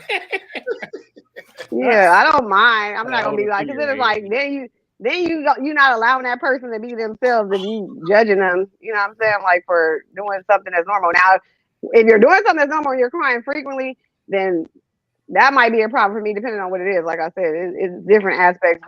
What's acceptable and what's not. You know what I mean? Like depending on what the situation is. Oh, okay. I'm about to say, didn't you text me something about 9? But I think I know what you meant. Now I got it. Okay. Because I'm like, some tears came out when Kobe died. I can't even lie about that. Okay. But you cried when you said when Kobe died? Was it in front of your girl or no? I shed a tear when Kobe died. Yeah, no, I was by myself. I was drunk. I wasn't in front of her. I cried when I didn't cry when he died, but I had a lot of respect for the dude. I mean, I was a good person. Seemed like a really good person. So, well, I just hate to hear about death in general, with people, especially good, positive people, you know what I'm saying? But life is fucked up sometimes, but yeah, I definitely felt bad. Life is unpredictable. Drayton, what about you? I'm actually similar to the other one, where I'm okay with you crying in front of me. It does make me feel like, like you was vulnerable, in front of me and stuff like that. Like, but at the same time, you're not gonna cry every single time the wind blew this way, and now it's like, now here we go crying. Like, what's going on? I will have to question that. Y'all women are hard. Y'all are no, hard. But it's harder not that women like these days. Y'all women these days, y'all are just gangster. Y'all just hard. No, you don't want no person just crying. Like, even if you was my home girl, like, why are you crying so much? Like, what's going on? Like, it depends on help. Like, what's going on? Like I would have. When last time you cried, Drayton? Huh? When last time you cried? You want to ask everybody last time? I cry out of frustration because I can't beat nobody ass. Like, I can't put my hands on. I do that too. But the last time I cried, to be honest, Then again, I'm a Pisces, so I'm a sweetheart. So I probably cried because somebody did something nice to me for my birthday in February. Answer the question. I'm telling you, like I just told you. I said I probably cried on February because somebody did something nice for me. Like I don't know. On February, but it on your birthday in February for my birthday in February. Okay. I ain't never heard of Pisces. Keisha cried like at a drop of a dime. So that's not. Because I'm like her, because you can't beat nobody ass because you get pissed off, right? Like she said, because I'm mad at something or whatever, and you can't beat nobody ass, so it's out of frustration. It's not that I'm being soft, because I suck that shit up quick and be like, man, fuck, and woo woo, whatever, you know what I'm saying? But I get the little tears off because it's like, woo, you know what I'm saying? If you can't beat their ass, you get mad. I still get beat it depends if it could be the opposite sex. It's like it's not because you can't beat their ass. It's just because you can't put your hands on that person. That's beating their ass. Like, no, it's not. No, it's not. As you kind of low key respect that person, where it's like I ain't gonna fuck you up right now. Right. I get it. But if you was a bitch on the street, I would have. Like if my mom used to go in my room and I used to be like, I hate you. When I get in the room, like, I kill you. I can't wait to get up. You was one of those? Nah, I said some people. Not me. I was one of them. I want to go live with my daddy. I don't even know that. Right. Yeah, you came back from Texas speaking. You came back like I'm. You remember that shit too? I forgot. Yeah, that's funny. I sure did, nigga. Oh, you actually got sent with your daddy and you came back with a Texas accent? Back to Long Beach with an accent. I'm like, what the fuck? That shit ain't never went away. All types of froze. To listen to was No Limit. He was country as fuck. I'm like, come on, man. You gotta relax. You gotta relax, bro. Every rap song after that was first nigga to play Juvenile. Hero. I was on it. What they say in the songs, I done came down. That's how he started every song after that.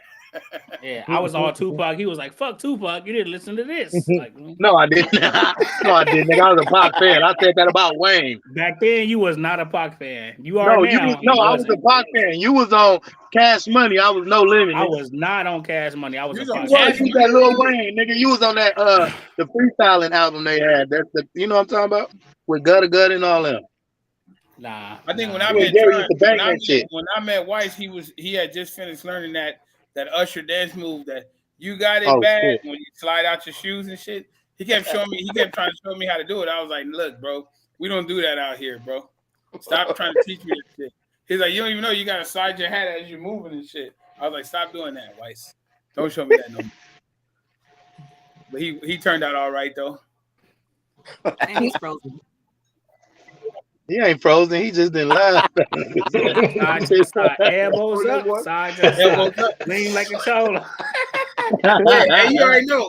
Hey, you met me with the high socks on, nigga. I've been this way ever since, nigga. That nigga said with the high socks. That nigga like a cholo. High socks with chucks or straight chongo. You know, right. All right, man. This is the next topic right here. Do women have a real friend that'll hold them accountable and tell them when they're wrong? Probably not. Depends on what they tell them they're wrong about. All right, let me play this video real quick. Acceptable. Y'all so judgmental. No, we not. Somebody to tell you like, girl, you wrong. Like, no, I don't like that. I don't think you should do that. Too many women. Yeah. Too many people that's like, yeah, girl, fuck him. Do what do. Yeah. Exactly. So it's about your community. But I also think because it's about how you raise, it's about who you hang with. Men don't want no girl that's hanging with thoughts. That's just what it is. The truth. I mean, it's hanging with the quality. With the whole. It's the quality of people around that person. Like, I wouldn't want my man hanging around guys that want a club every day and go here and go there. That don't got a family. That's not a family person.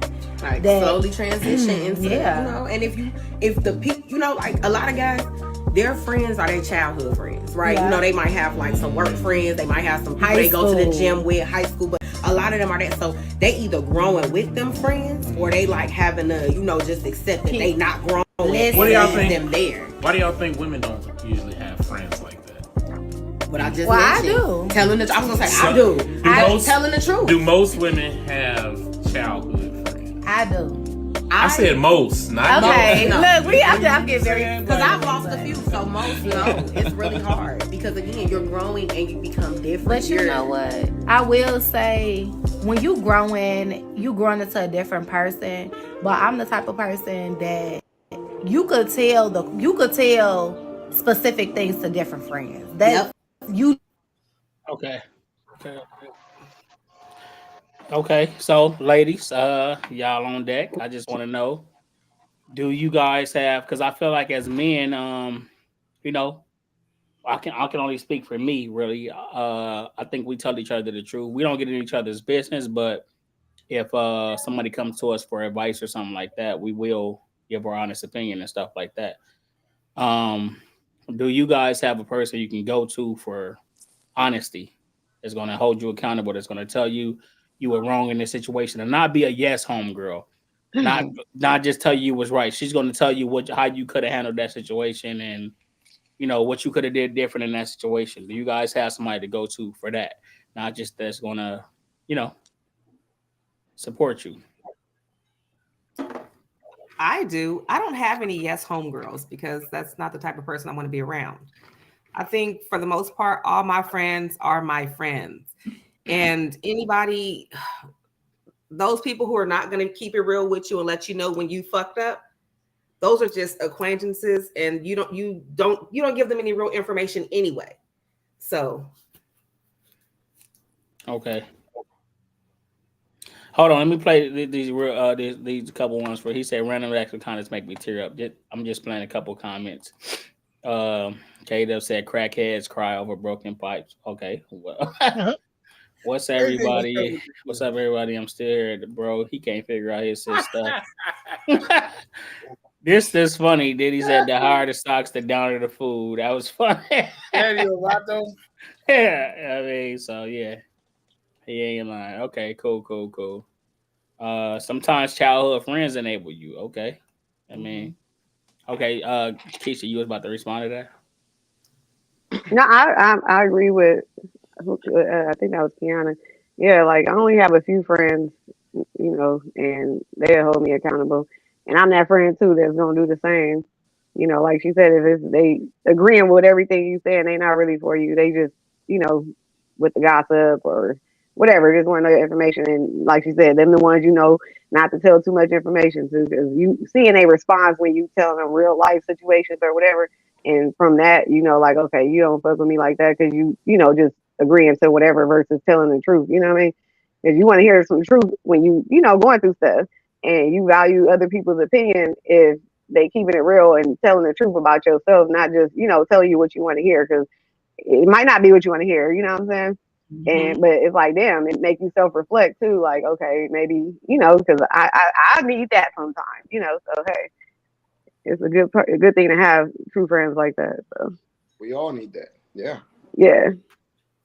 Because you won't grow if nobody's going to tell you about yourself. If they just agree on what you're saying, you see no problem because you feel like, oh, well, nobody else told me this. I'm only having this problem with you. And I've had, people that I've gotten to it with and I'm not associated with now because they have people that co-sign the shenanigans that they do. And it's like, I'm telling you, like, that's not cool or whatever, like you a better person than that. And, because I see the bigger picture, but you got people that's co-signing what you're doing. So you feel like I'm the outcast because, nobody else said nothing, but they don't really care about, that's just me. I feel like that. They don't really care about you like that if they're not telling you the truth about your wrongs. You know what I mean? So to each his own. Some people don't want to hear the truth. They just want you to be a yes person. You know what I mean? Right. Okay. Kiana? No, I answered. You did? That's what I said. I agree with her. She said it first. Chris said Drayton. My bad. Because I got okay. I am that friend. I am that friend that's gonna keep it real. But I'm gonna keep it real when I ask you, like, can I be honest with you? Because a lot of times, most females, and I'm just talking about my female friends, they don't want to hear that. They just want somebody to vent to, which is fine. To be that listening ear. But at the same time, it's like if you wrong, or because I'm the out person, I can see it kind of like, okay, where that person come from. And then of course I know my friends and their activities, and it's like I don't agree with everything. So yeah, I'm that friend that will keep it real with you, kind of like, but it's like, I'm gonna ask you, like, can I give you some advice, or like, can I tell you what I see? But if you're receptive to it, then I'll go forth with it. But if not, and you just want me to listen to what happened, then it's like, okay, I'll be a listening ear. Now, there's, I guess, coming from me, I don't think I have any friends that'll keep it real. I didn't have a situation where nobody told me I was wrong at when I realized I was 110% wrong. And I'm talking about family included. Nobody was just like, girl, you was wrong for that, you know? And so I don't think that I have anybody, but at the same time, I do have friends that I would tell certain things to. I don't tell all my business because I know that they just there to just whatever. I don't know how to explain it. It's a female thing. Right. Nothing wrong with constructive criticism. Yeah, I agree. Like, you gotta accept it. It's yeah. good. It's good that if you're able to accept it, that's a great trait, you know. Perfect, and none of us will ever be perfect. We can just try our best. But it's the same in the male groups too, though, because sometimes it's hard to talk to other homies about certain things too.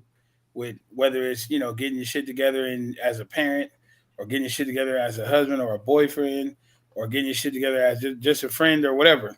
Sometimes people don't like to hear it. They'd rather deal with the people who won't hold them accountable. You know what I'm saying? Because it's easier that way. But then sometimes you get the people, you might butt heads, but then at the end of the day, it was valuable because then they say, you know what, I appreciate that. I grew from that, or you helped me with something. Because I think it's better to give them the criticism and let it work itself out than to not give it to them. Because you're not being a friend to them if you don't, Yeah. Yeah.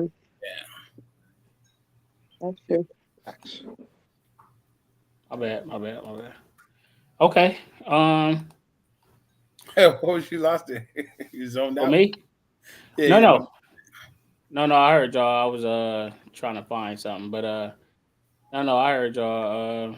Yeah, man. I think you definitely need somebody that's gonna be there to really hold you accountable. That's a real friend, man. A lot of people want yes people. A lot of people want yes men, yes women around them. But your real relationships and people that really fuck with you and really love you are the people that's going to hold you accountable and that's going to talk to you and tell you your wrongs. Not saying they're going to do it in front of people or front you off and stuff like that, but certainly wonderful to think about, to be reminded of, so that we can mute her. At the right time, they're gonna do it when it's the right time and be respectful and stuff like that. So those are the kind of relationships you want, and people should understand those relationships and value those relationships, because those are your real friends. If you have people around you that's enabling you, that's not holding you accountable, and you're not holding them accountable. Yeah. Oh man. Like, remember when we used to tell screenshot that. Remember we used to tell Jackson about them one piece Dickie suits? We loved him. We had to tell him. Right. Y'all gonna stop talking about me. I'm gonna get it together. But all right. I told you, just go sit at Starbucks next time for the show. Yeah, I think I'm gonna try to watch. I don't know I think I probably got to get a new Ethernet card. Maybe this because I ran it from my garage to my living room, so maybe the Ethernet card. I think my kids didn't hit the window. What is an Ethernet cord? I'm still trying to figure out what that is. I don't know what that is. See, that's why you can't even. I mean, my Wi-Fi working. That's all you know too is Wi-Fi. He like, that's it. That's all I need to know. As long as I can get on here and talk. Ethernet card is what goes into the modem. That's what I was running. Nigga, I was just kidding, man. I know what it is. I don't think he was. I wasn't. But anyway, yeah. No, I had a flat one. I think it's running from my. It's like I think my kids then smashed on the window too much, so it's probably fucking up type shit. But it's cool. I have one next week better for y'all. I think it's probably fucking up. Okay. Yeah, I don't know. Okay, so let's go to this topic right here, man. Let me know how y'all feel about this. A mother confronts stepmom for disciplining her kid. Play the video and you guys let me know what y'all think. Hopefully it goes through without no interruptions.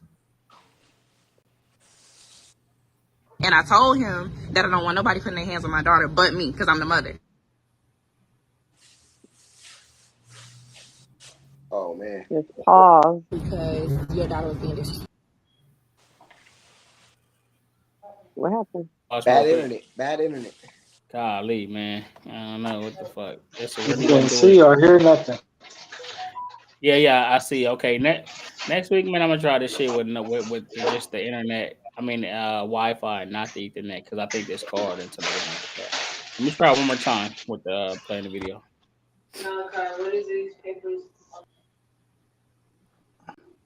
And even if she was disrespectful, I told him to not let nobody, no bitch, excuse me, but really not excuse me, to put their hands on my daughter. Okay, at the end of the day, your daughter's not disrespectful to you because you're her mother, and I guess the ways that she's learning, you're teaching her. However, baby, what look, I'm trying to tell you, it got to be is that something in my that you house said where to I her pay bills, for her where to I even stay, feel that it ain't gonna be tolerated. Okay, The child's well, I'm gonna gonna say stay in this: the child's we place. can't talk together. We Oh, seen together, but we can't talk together. But what I'm telling you is valid, and I'm. Okay, so why you let her put her hands on our daughter? Because you know, what you mean what I'm doing here? I'm checking your wife because she feel like she got authority to put her hands on my daughter. Let's stop it right there, because first off, she was being disrespectful. How was she being disrespectful? I gave her permission. Why didn't you? No, why didn't you? That's crazy. I saw that video. That shit crazy. Yeah, that's enough. Yeah, because they was just going back and forth. That is crazy. Let me start with the women.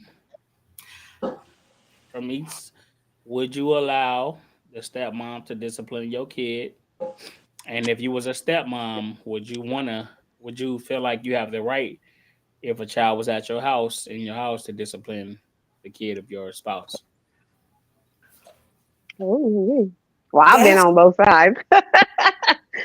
I mean, I've never whipped somebody else's child. Like, I'll just tell, the dad, like, hey, your daughter, son, whatever, did this, whatever, and, or, disrespected me or however, and I let them handle it. That's just, because that was what we had to understand, that I'm not going to, discipline your child, like, and vice versa. I think those conversations need to be had on early, because it'll cause conflict like that too.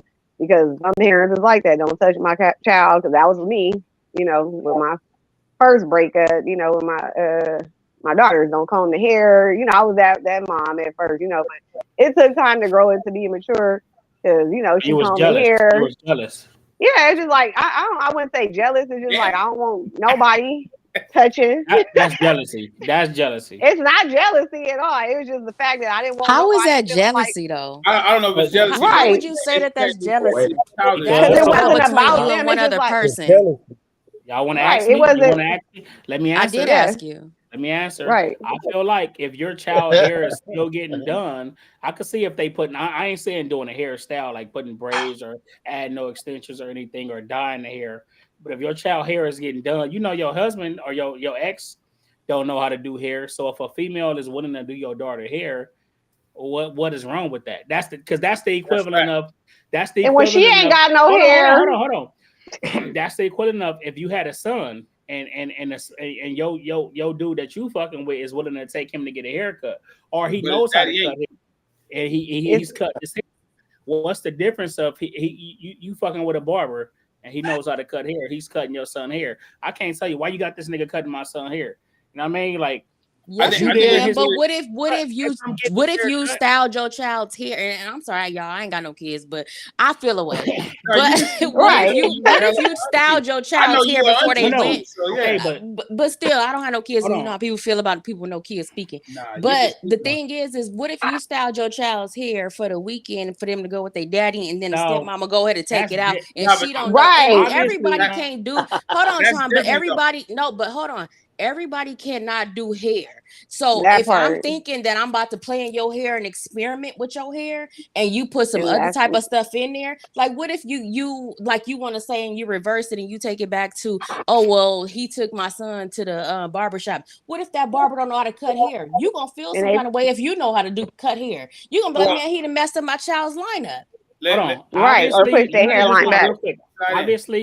Obviously, it's to the point to where if the child hair needed to be done. If you send your child hair, no, because some people in my situation will take your child hair. Go ahead, because I ain't got no kids. Respond to it. If you send your child over with her hair done, obviously I'm not gonna touch it. And that's why I had a problem because you Yes, did they something do. intentionally because of you was intentionally messing with me. I ain't trying to be explicit and stuff. But I do my kids' hair every time they go on the weekend. So it was no need. Now, if You it's brought them done back already, then late. yeah, it's no need to touch it. Yeah. And so it was that's why I had a problem. So I'm making sure you have no reason to touch their hair because I'm doing it before they come. So for you to bring them back late and my baby hair knotted up because when I'm taking it out, my daughter's hair is coming out. I'm pissed. Now I want to throw hands on you like her. I think so, that's a much different scenario. Like me and my past, I'll say, I had a kid. Well, when I had one daughter, and her hair wasn't done when she came home to daddy, so I got her hair done and who I was dealing with at that time would do it. And then no, you better go reach out to Patricia or Nidra or somebody. Don't go. No. See, no. Here's my thing. Do that, yeah. As a parent, whether it's me with a son or a woman with a daughter, I would say, if you're capable of doing your kid's hair and you don't do it, and I take that little girl to get her hair done, you should just say thank you. It don't matter who did it, as long as they're not pulling her hair out, they not, ain't mess up, or vice versa. If the little boy don't have a haircut, and I take him to get his haircut because his daddy didn't do it, his daddy haircut, so he should have got, or he should have took him to the bathroom. But if he didn't, and I do that respectfully, you should just say thank you because that's a mature. I got a question. Because they more mad at who did the hair than if the hair got done, and that's the problem. But I mean that was my immature mind. How did the little girl? Like I would be like, if it's not done. I got a question real quick. Let's keep the main thing. So, because we see this all the time, and then everybody says, "Oh man, see, he didn't got with this new girl, and now he didn't just left his babies." Right. What happens if the girl say, "Okay, well, like she was saying, well, she's not just gonna be coming in my house, disrespecting my house and my rules and things like that." Obviously, he ain't got no backbone. He living with the girl himself. So if she say now the little girl can't come up here because I can't discipline her. What a video talking about the video, but that's what happened. No, yeah, in the video he didn't say he didn't have a backbone and was living with her. That was his wife. It said his wife. They were living together. So coming to their house is what it said in the video. That was okay, but I'm saying if the situation's a situation and she said since she has an issue with me disciplining her, she can't come back over here. Then what? No, but are you talking about the wife or the father? Because she was saying only the father should discipline her. But the wife, I'm talking about if the wife tells that to his baby moms, since she want to come over here with an attitude, don't send the little girl over here no more. Because she has that option to say that. That would be a weak ass daddy if that was his response to that situation. Understandable, but she has an option if you come over my house talking out the side of your neck. I had the option to tell you to don't send her back. And then he's gonna have to figure it out. That shouldn't be an option, nigga. If that's your kid, I wouldn't give a fuck what was going on. The option should never be, well, don't send her back. The option should but the option should be these two women. It needs to be resolved better. I'm talking about the women. I know. So you're saying what? What would the response be? What needs to happen is they need to sit down and be women and have a conversation. Right. No, because you could sit. Listen, I don't even know the situation. Y'all know the situation more than I do. Just from the outside looking at that situation, that little girl acts just like their mother. Yeah. The apple don't fall too far from the tree. So if you acting like this, I see where she gets it from. And we don't have that energy in this house. So you could take the little girl back to your house because we don't have that energy in this house. Yeah, I get you with that. I think the conversation should have been. I think once she said that he gave me permission to discipline her, then she should have directed everything towards that, and then that should have been a conversation for everybody to have because it's like, okay, well, if they already had an agreement that nobody else is to whip the child, then why are you letting somebody else whip the child? And you didn't inform me that you gave her permission to do so that I'm not, feeling no ill way right now. They didn't have an agreement. That was lack of communication. And that thing, that's what it comes down to. A lot of stuff. That was the ignorant baby mama's direction, not agreement. That was her saying, "Can't nobody whip my kid," and he said, "This is my wife. She has the right to." So that wasn't an agreement. He said I gave her permission. That's what I'm saying. The wife and him. Hear what I'm saying. He didn't the baby mama and the daddy didn't have an agreement. The baby mama said, "This is what you ain't gonna do," and he said, "This is what I'm gonna do," and then he did it. So they never had an agreement to break. It was the baby mama saying, "This is how I'm gonna control your household. When my daughter's at your house, I'm gonna control what happens with her, how it happens, when it happens." That's the biggest. He should have whooped her versus the woman. Yeah, but he said in the video, I saw He's a the man video though. here. In the video, the man was at work and the little girl was being disrespectful to the stepmother. So the stepmother, Right. she said, "I'm not gonna wait for him to come home because I have to run this household because I run this household. When he's not here, I'm in charge." And that's why it was an issue. She said, "I'm not gonna wait for her daddy to come. I'm gonna discipline her because she was rude to me. She wasn't rude to him, she was rude to me. So I disciplined her." I respect it, but at the same time, because it's somebody else's kid, she should have, which it obviously wasn't going to happen, reached out to the mother and said, "Let's be women and talk about what we need to do in these situations because your daughter's here with your husband and me, and I'm going to love her and put the same effort into her like my own kids. So we have to come to some type of understanding." Now, obviously, the baby mom was a little ignorant about how she took care of it, I think, my personal thought. But even still, she has the right. It's still her kid. And then they have to come up with how we're going to do that. If the dad's not home and the little girl's being disrespectful, I'm not calling the dad every day. I'm not calling the mom every day. So what do we do so I can have structure in my home when my husband ain't here and when you not around? And that's what they needed to do. And But that's where I popped in at and said, yeah, but that's where I popped in and said, well, the little girl can't come back. Yeah, but if she would have said that, then her and the husband gonna have issues. Because I don't give a fuck what's going on with my ex. If you tell me my kid can't come around, me and you got an issue now. So I get it, but I'm saying if you just painted the whole scenario, right? I can't wait for you to get home. Right. The mama having an issue, and I said, what if the wife just goes off the rocker and say, well, then don't let her come over? Now there's a situation between her and her husband, or it can be an issue where that family dynamic could start to break because she's going insane because of situations. Because you got a badass kid. They don't like to listen. I guess it varies on the situation because some people can go overboard too when it's discipline and somebody else's child is not there. That's why I think it's kind of hard to, like don't hit because the child could have came back, oh, she did this. She didn't say that there was no marks or nothing less. She just said that my daughter told me you hit her, you whooped her or whatever, and you not to put your hands on her. So clearly, but I think it goes down to the dad. Kids. When they have. So what is our? You have kids, and it's like and the mom is not, all the way over the person or feel some type of way about the other woman.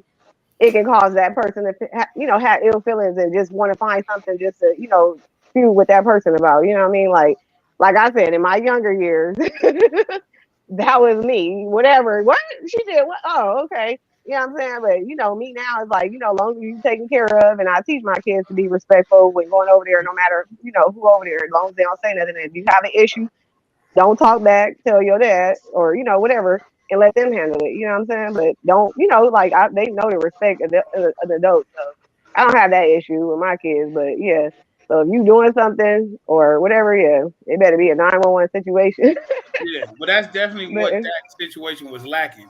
They were lacking. Yeah, communication. A lot of stuff is lacking communication. They were lacking that direction from the mother and the child, not the other people. The mother and the child was the because they probably know the mom feel ill about dad or his new person.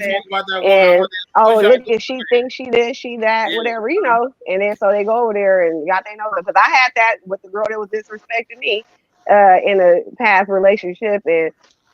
My mouth, I said, my kids know not to say that. It was just like, wow, I couldn't believe a child said that to me at such a young age. And, when nobody told you to go get pregnant or something. I was like, if you was my child, you would have been on the floor right now. But, it was just like, I just like, okay, wow. So, I didn't do nothing. I was just like, oh, I'm going to tell you that. That's all I can say is I'm going to tell you that. I'll let the dad handle it. And, and they straightened up, but I never would put the hands on there. But it came from the mom because the mom, had some words for me at one point. Oh, my daughter said you this. And I'm like, I've never said anything about your daughter or you. I don't even know. You never met you. But it's off the mom's energy most of the time, like you said. So, yeah, I think it's just a conversation. Everything got to be a conversation with the parents, the two parents, and then the father or the The mother new has to go person, back yeah. and it has to exchange those. They have to be personal mature because some information. people don't want to be involved with the new person because whatever reason. But it's like you don't want to know who's around your kid, or like get a vibe or energy from the new That's person. immaturity Like there. You should want to know. Yeah. All right. Let's move on. Man, I was seeing this little thing right here. It was saying oh no, not this one. Hold on, not this one. My bad. This one right here. The husband is responsible if the wife gets pregnant during separation by another man. So if you what? are What? I'm like, am I hearing that How did you right? come up with this? What is that, a joke? Where? And what?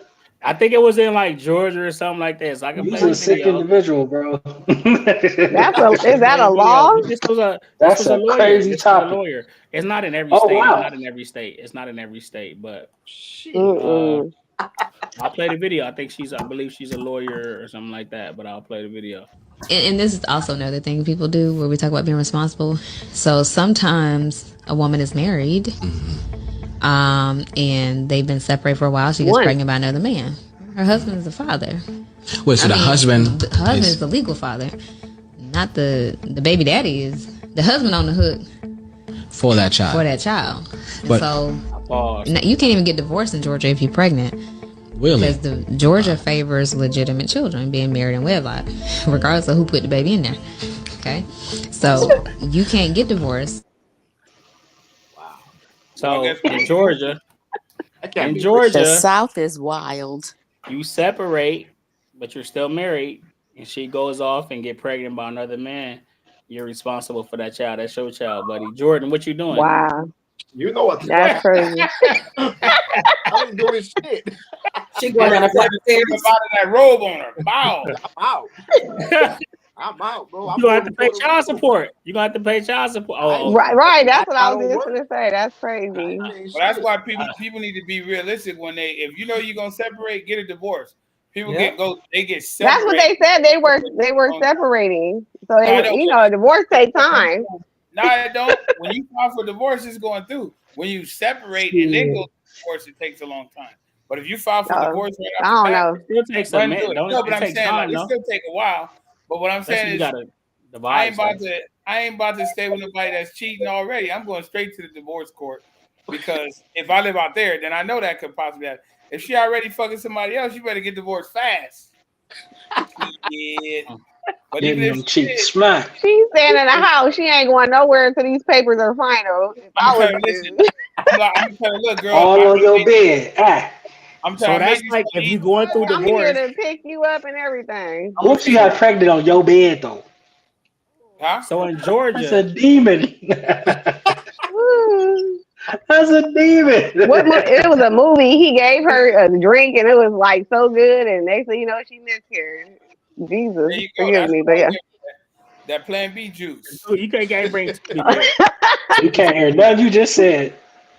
But drink that. Can't hear you, bro. Imagine in Georgia, she cheats on you. Y'all, she files for divorce or do something, or y'all separate. She goes off and get pregnant. That's your baby. You're financially responsible for that baby. Heck no. I think that's where the shows come in, Snapped, and all these other crazy shows and stuff. Because it's like, I'm not paying for you, the baby, and my babies. I mean, you know what I think is just as wild as that? Even in California and just about everywhere else, if you sign a birth certificate and then later find out the baby's not yours, you still got to pay child support. That's so fucked up. Wow. What? I didn't know that. Jumping over on if you with somebody, let's say I meet a girl, I start messing with her, whatever, and she get pregnant, and then so I'm dating her. I assume it's mine. She told me it's mine. She has the baby, blonde hair, blue eyes. So I'm like, that ain't my baby. But I signed that had me on Snap. If I sign the birth certificate and we go to DNA court and all that, and they say, I'm already on child support and all that, and they say, oh well, you're not the father. Legally, I still have to pay child support unless the court deems it to be not so. So the court don't have to let me off child support, even though they know and I know and we know it ain't my baby. They can say yay or nay because they said that the court is in the best interest of the child, not you or the woman, the child. So somebody gonna pay for this baby is what they're saying. We don't care who it is, but if you're on the hook, we might keep you right. That's fucked up. You already been taken care of all this time, huh? That's crazy. You don't women pay child support. I'm reading the comments. That's a good question. Not like that. That's the prenup help. Yeah, post that one. I mean, I don't. Yes, I posted it, but I don't. I mean, if you still legally married at that point, I mean, man, listen. But you get to keep your own. A prenup, don't a prenup just protect you from your assets? That doesn't protect you from a child. So. Only for assets, yeah, only for assets. But my wife is my asset at that moment. A person can't be an asset after slavery. They're abolished. They made a human non-property after slavery. So prior to slavery, she would have been your asset. She could have been. But after slavery, you can't own a human. You can't. They're not property anymore. Which is when you sign a birth certificate, right? Yeah. Yeah, that's wild, man. That's wild. I just seen that. I'm like, damn, that's crazy. But you know, they trying to pass a law where every child everywhere. I know it's in the U.S., but they trying to pass a law where every child, when they're born, they have an automatic DNA test for the. That's good. Yeah, that'll save a lot of. I like that stuff later on. Don't let them poke your kids out with all these Maury diseases. gonna be gone by then. Though. Ain't no more Maury running behind the scene. And Maury dead. Like you didn't know. I thought Maury Popes died already. A lot of girls gonna be mad because they would have never told. I don't know. Don't hurt nobody. It helps everybody, I think. You pick it up and continue if he did. I don't know if he did. Beneficial. Baby, maybe. I went to court in Orange County, California. And I stood in front of the judge, my baby mama over there. The judge, white woman. She looked at me, looks away, looks at my baby mama, smiles at my baby mama, bro, like a smile. What the fuck? Said you won. And I'm there. My baby mama's got papers and shit that she made up about me spending time with the kids. And I bring my paperwork out.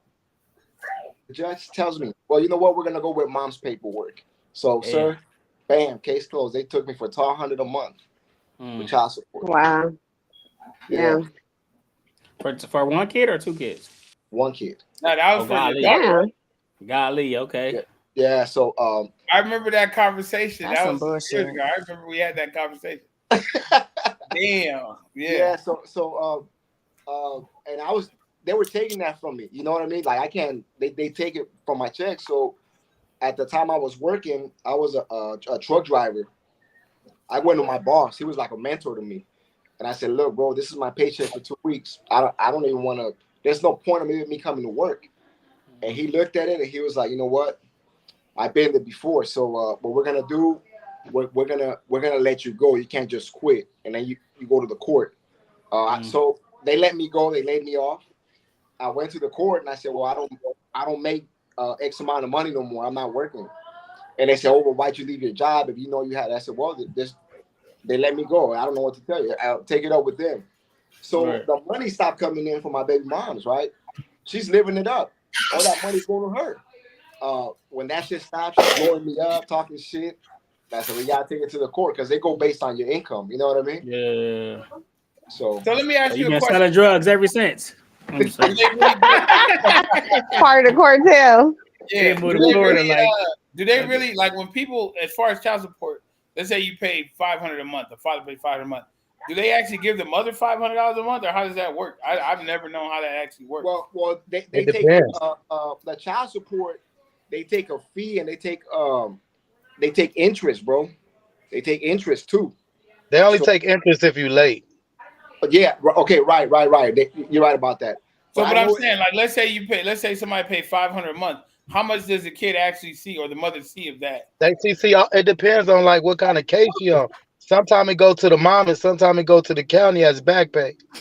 True. No, I mean, let's say no back pay. I'm just saying, like, you got a new kid. It go to the mom. It go to the mom. And it go directly to them. But there's ways around it. You just gotta know how to pimp the system. No, I mean, I just asked that question because I've heard people say it's only $150 a month. You act like you're doing something. I'm thinking, what the hell are they crying about $150 a month? That shit ain't no money. That's lunch money for the week. But you know what I'm saying? Like, I'm trying to figure that out. Like, but yeah, $1,200 a month, that's a lot. That's a nice little chunk. You know what I mean? Some people barely make that every 2 weeks. Man, my Shit, it really ain't if you think about it. Nah, it really ain't. Yeah. It really not. If you think about it, nigga, he came out kind of cool. Because if you was there, you'd be paying more than that. Every 2 weeks, that's probably Did they cool, pay yeah. you? Did they start paying you like under the table, Jordan? He can't say that on live. Okay, I get it. Discrimination. What are you doing?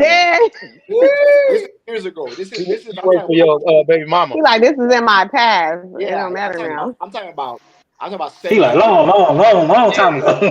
He gets paid under an LLC now. You know, he don't get paid as Jordan. No and I got custody of my children now. So no, I know. Okay.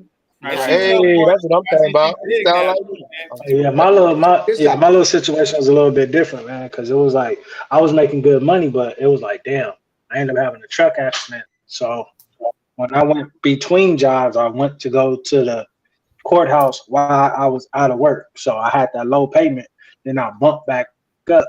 And she's like, well, you're making all this money. I'm like, well, you put the right people in my business. I said, I'll give you more, and I'll actually pay you more if you just take me off the case. Well, one of my baby mamas was smart enough and took me off the case and started getting way more money. The other one wanted to be stubborn. I don't know if you're going to, pay your monthly bills. Okay, well, I'll pay the white man. You can pick up the money from him. And she was mad because she's like, she never knew that the child support was only $188 a month. But I used to send her like $400. And she was like, so one day it was like back pay, and I had got a text message. I screenshot the text message and sent it to her. And she said, wait a minute. So you telling me your child support is my child support is $188 a month? I said, yeah. I said, when the last time I've ever sent you $188? The lowest I've ever sent you in the past 5 years was $200. And that was because I just honestly didn't have it. I will always send this girl $400. So when I would leave a job and I had to, figure out something, I never was in the back pay because I always paid more. Yeah. So it took me like damn near a year for them to start having me actually have to pay back pay. That's a good. Yeah. Okay. Big ups to everybody that take care of the kids, male and real. female, man, because these kids don't have to be here. We was the That ones part. fucking raw. I mean, some of y'all. Fuck them kids. I'm just kidding. That's how the kid got here. It had to be that Look, way. I said, God touched my baby mamas like this. Yeah, no, but the kids that has to be here, take care of them. Because boy, I couldn't ask my daddy for a soda back in the day because of everything. So, Okay. you gotta take care of them kids. I got a question for you guys. I want y'all to read this and give me your answer. I want to know, what would you do? This is a WYD. Okay. OMG, I'm dead, bro. Whoever you is, please send my mama her money back. It says, how could you? She sent 400. Hey, could you send me the money back? This was the wrong number, and it is for my child care. If you could please send at least 300 back, I would greatly appreciate it. Times are hard. Yeah. So, are you guys sending the money back if somebody sends you $400 or more, or whatever it is, and they cash out and they message you? I'm sending it back. What they say? Because I'll say some shit like that just to get it back. Huh? No, I'm sending it back. Sending it back. Yeah. What if they don't message you? If they don't message you at all and they just send it to you, are you sending it back? I mean, I wouldn't know who to send it back to. The number that sent it to you. I ain't gonna lie. It depends on how my situation, how good I'm doing in life. Nah, you can't. If they message me, I'm sending it back. If they don't message me, then I might. It might be a random person just like, hey, here goes some extra money. I don't know. But yeah, like if they message me, I would, especially saying something like that, I would definitely send it back. Like, you got child care. Everybody say that, but I done sent somebody money on accident and they don't never send it back. I blocked their ass. Oh God, look, this was either at the beginning of this year or the end of last year. I bought some uniforms and stuff for my work crew. I bought like some shirts and all this other stuff for the work crew.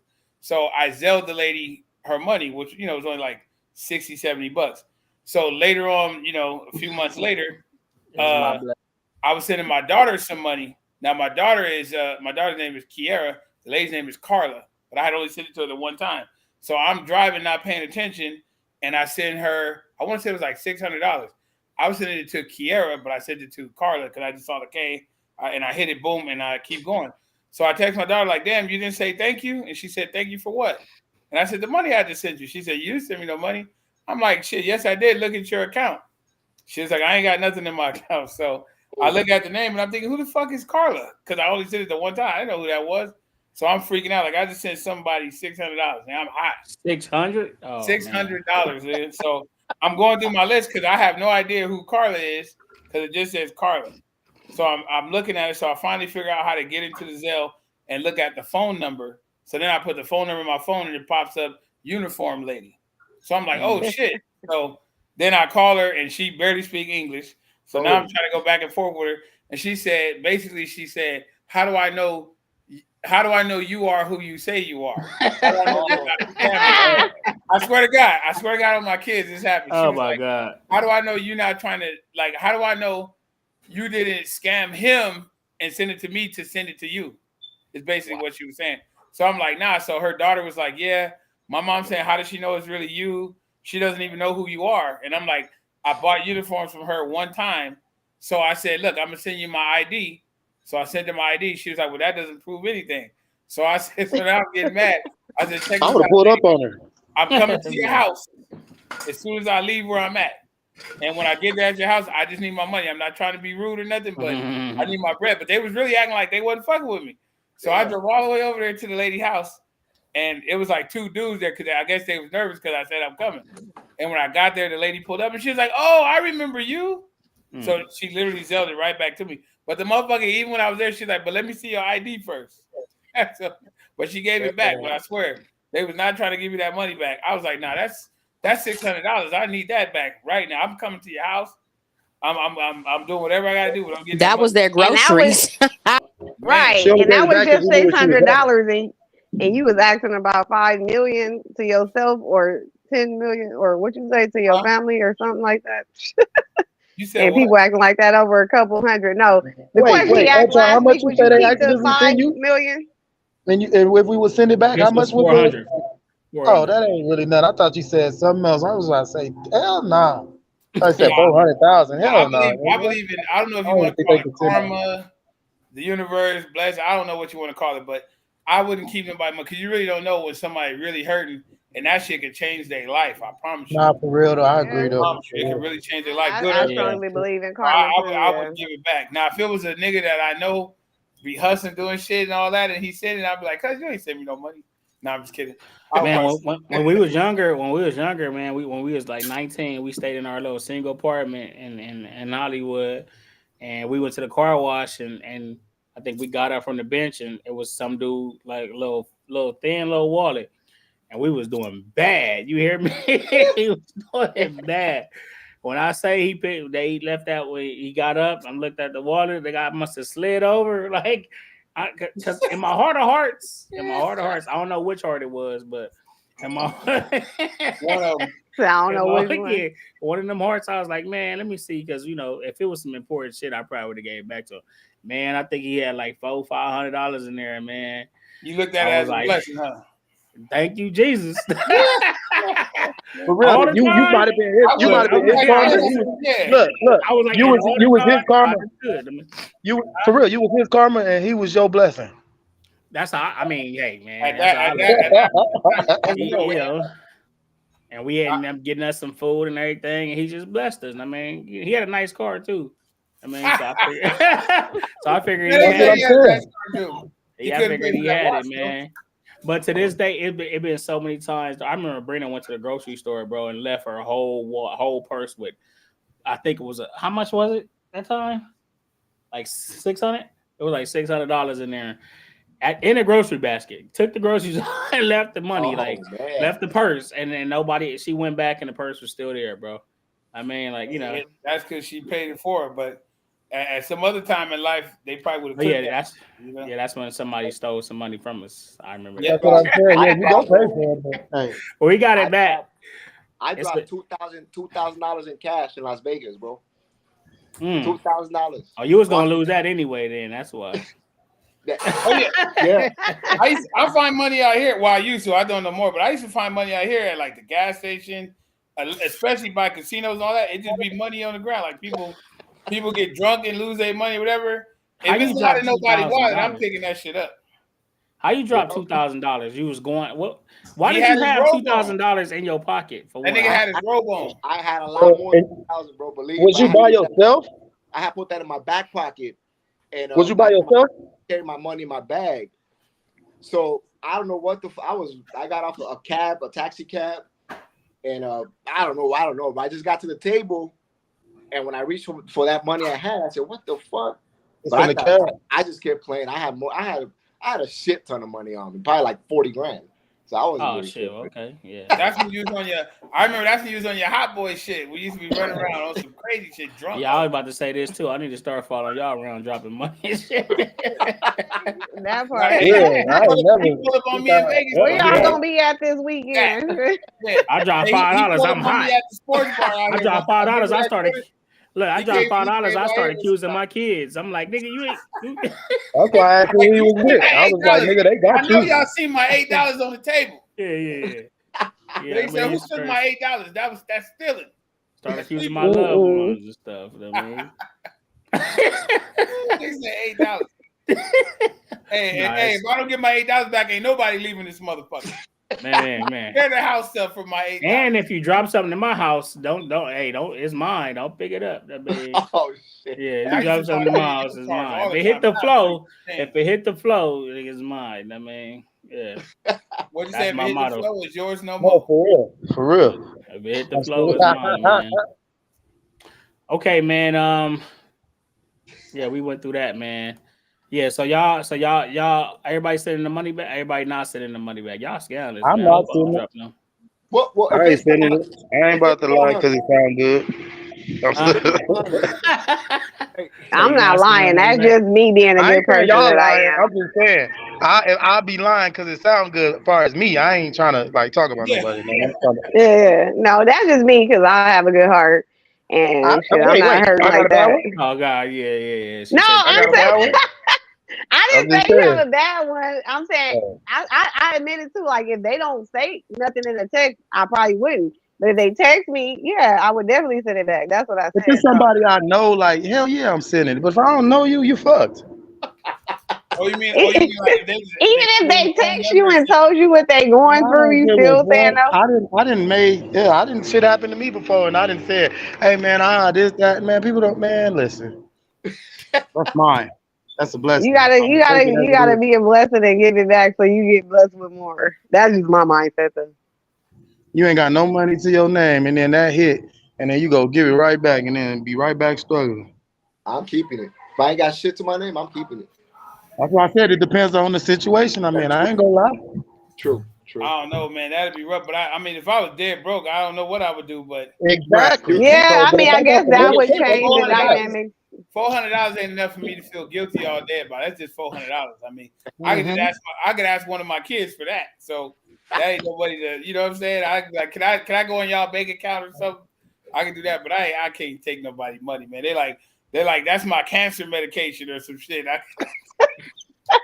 You want to help? You keep it. I got a question for y'all. Do you guys think women or men should make their children reach out to their parents? Should women make their children stay in touch with their parents, or should men make their children stay in touch with their parents? Absolutely not. If they parent a good parent. As a child or as an adult? If they parent a good parent, they wouldn't. If they parent a good parent. No, that ain't always true. You can't control people. Kids are still people. They make their own decisions. They've been the best parents in the world, and their kids been held. You know what I'm saying? Because I think that's rare shit, but I hear you. I think I say that to say because sometimes, and it might not be your particular situation, but some parents start off a certain way, maybe putting certain things in a child's head or just putting them into the business too much, and then the child may start forming their opinions and are just seeing you guys argue, you letting them see you argue, you letting them see too much, and then they start being protective over whatever parent that is, and then they start formulating their opinion. Now they're playing the parent role, like oh, I mean, it's like in that situation, maybe as a parent, just because you guys are not getting along, because everything is not financial. Yeah, but that's hold on. Let me just say this, right? Oh, yeah, and I only say that to say this. Like I always say, I don't know my dad. My dad has never done a fucking thing for me, but I would love to have a relationship with my father. I mean, I would love that. And it's like, if you can control that, if you can control that, it's not your job to take that away from that child. You know what I mean? Now I can see if the child is not, if the parent is not trying to reach out, because the parent shouldn't have to fight for anything. And let's get that straight. The parents shouldn't have to fight to talk to their kid or see their kid. But, and if the parent is trying, and maybe it's not up to your part, but if they're still trying at some point and showing some capacity of trying, it's not for you to determine how much they should be doing more or not. If they're trying somewhat, it's not up to you, because if my dad I don't know if he tried one time, or I don't know anything about that. But would I like to talk to him, have a relationship with him, and get to know him? Because now I'm grown. I don't care what y'all went through in y'all relationship. Right. I don't care where it went bad and where it went good. I don't give a fuck. It's about forgiveness. All I want to know is where I came from. I want to have a relationship with who brought me into this world. So it's not about you and what you went through. I appreciate my mom and everything she did, but everything is not financial. It's a lot of it's some things that everything she did a lot, but I'm still missing something. You know what I mean? Right. I'm missing something that she can't even give me that's priceless. So it's like, right. I feel like if you can control that, if you can help that and assist that, yeah, I can see if you're trying to do that and that other parent is like fucking up and it's like, you know, then after a minute you can't. I ain't saying keep pushing that. I'm just saying. But go ahead. On the flip side of that, though, bro, a lot of times the parent is the reason why the child, the parent that's absent or the parent that isn't interacting is the reason the child don't want to reach out. So it's not always that way.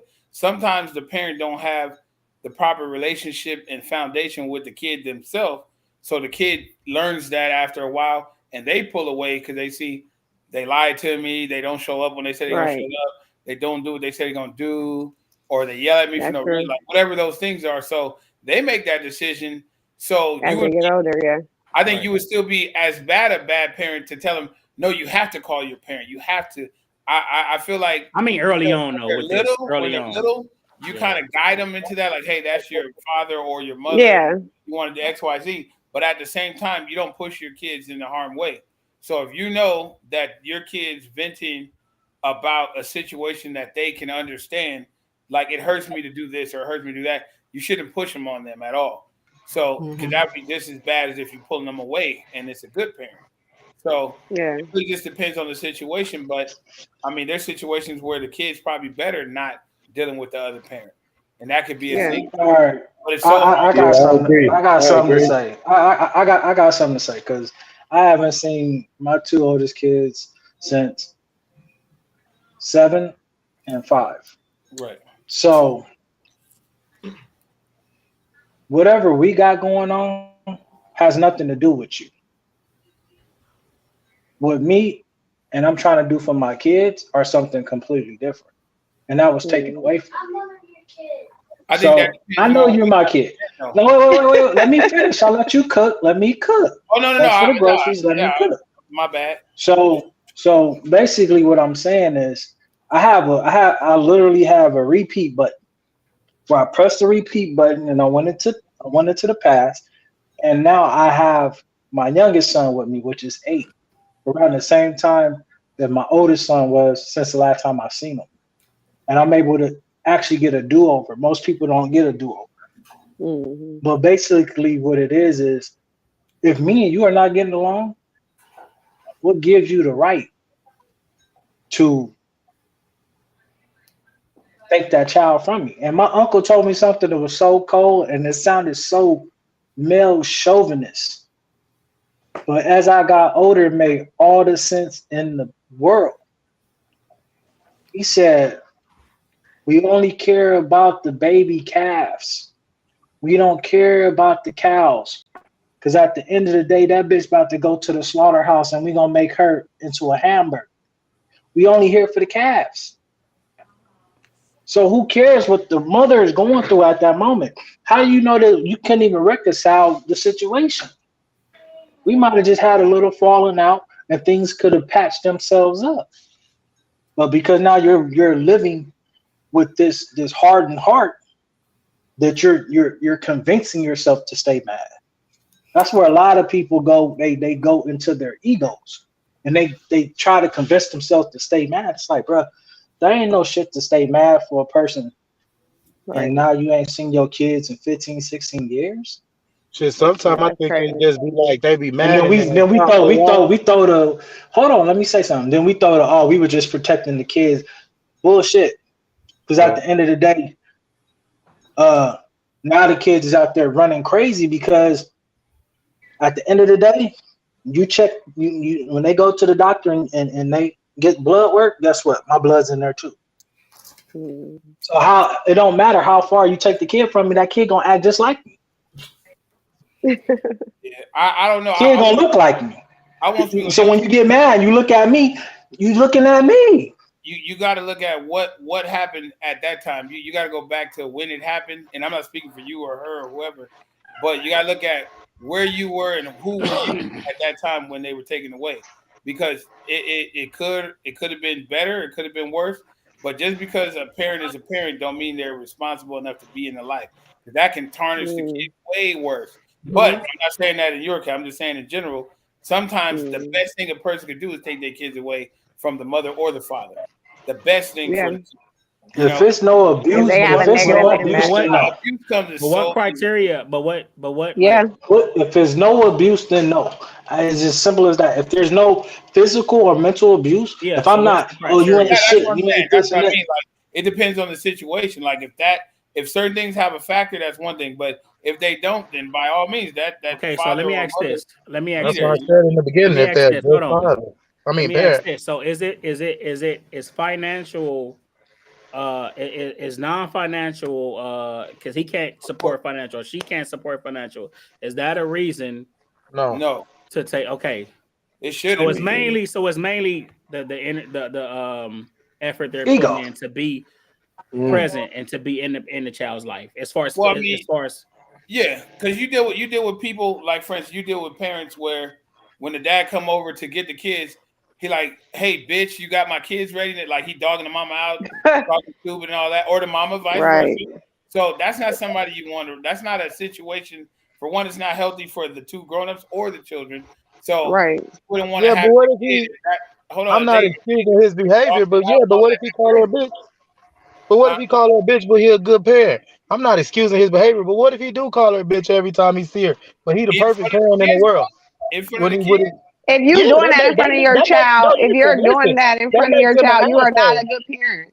Yeah, because you're doing that in front of your child. That's not good parenting. I understand. I agree. But that ain't no reason to keep him away from his child just because he called you a bitch. If you getting them, no, but that you getting them clearly if he's picking them up.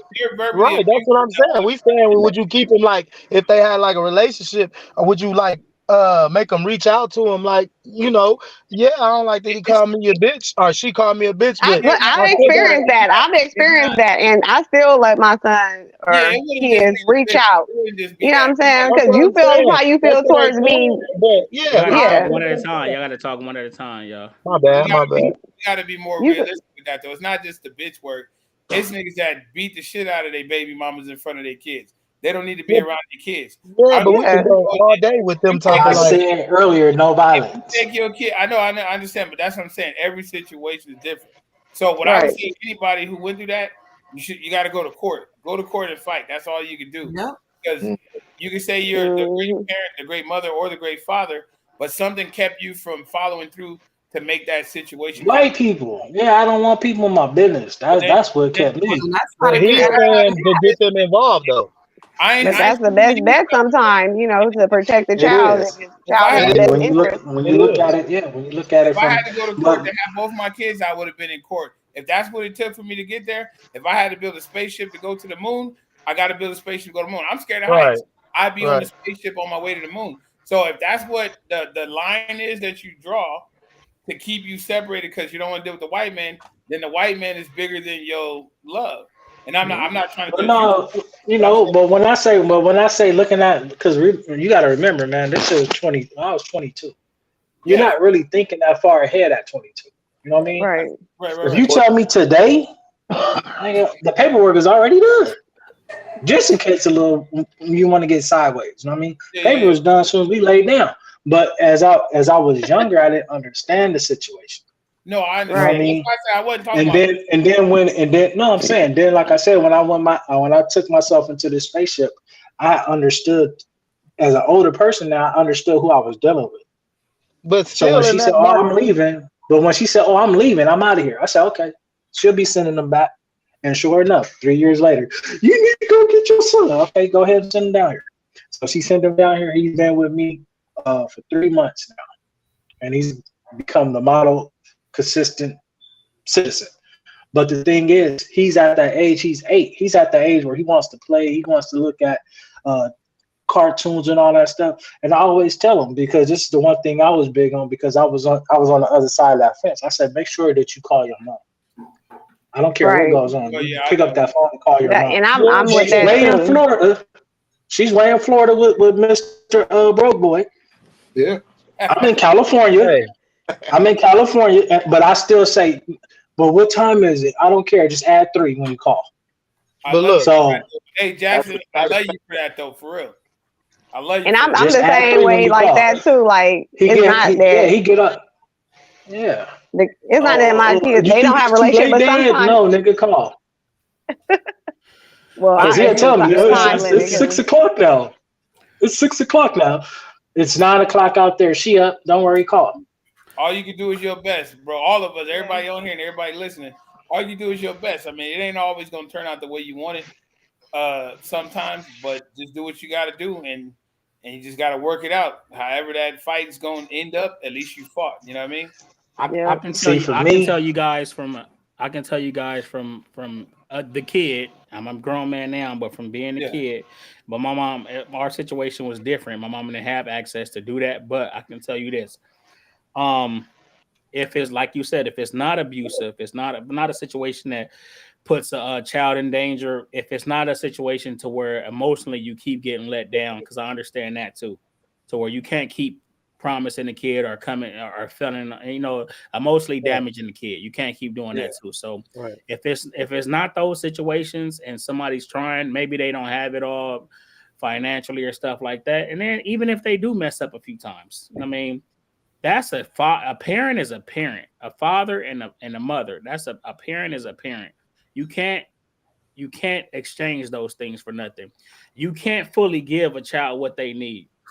As good as a parent you can be, I can promise you can be a great mother, the best mother you could ever possibly be.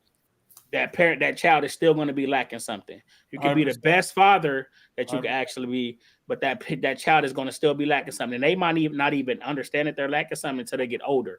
So you'll see all the benefits of that, the things that work that you put in. You'll see your child do good in school. You'll see your child graduate. You'll see your child go and have a great a great life for themselves, but they're still emotionally lacking something. And sometimes we think, oh, we did a great job, but you still can't substitute that. So it's like, if you can, like we saying, if you can, without damaging that kid or putting that child in harm's way, emotionally or physically, then try to do what you can to try to make that happen. That's all I'm saying. Oh yeah. It's just hard to know when it is, because me being a person who did have a father, he wasn't in the household. I remember being let down where my siblings was ready to go for the weekend, and I'm like, I'm not packing no bag because I know he ain't coming, so I'm not packing. They like, you better pack, because if daddy coming, you ain't got your bags together, you gonna get it. He gonna be mad. I'm like, I'm not packing because he's not coming. But guess what? I wasn't let down when he didn't show up. Well, shit, I'm actually down. Then they mad at me because I was right, and then I was the little jerk that said he ain't cutting out. You know what I mean? So that happened when we were little, and growing up. I'm actually a parent, nigga. That's you know what I'm saying? I'm actually a parent. You hear me? That my daughter ain't seen her mom since she was 5, turning 6. My daughter is turning 22.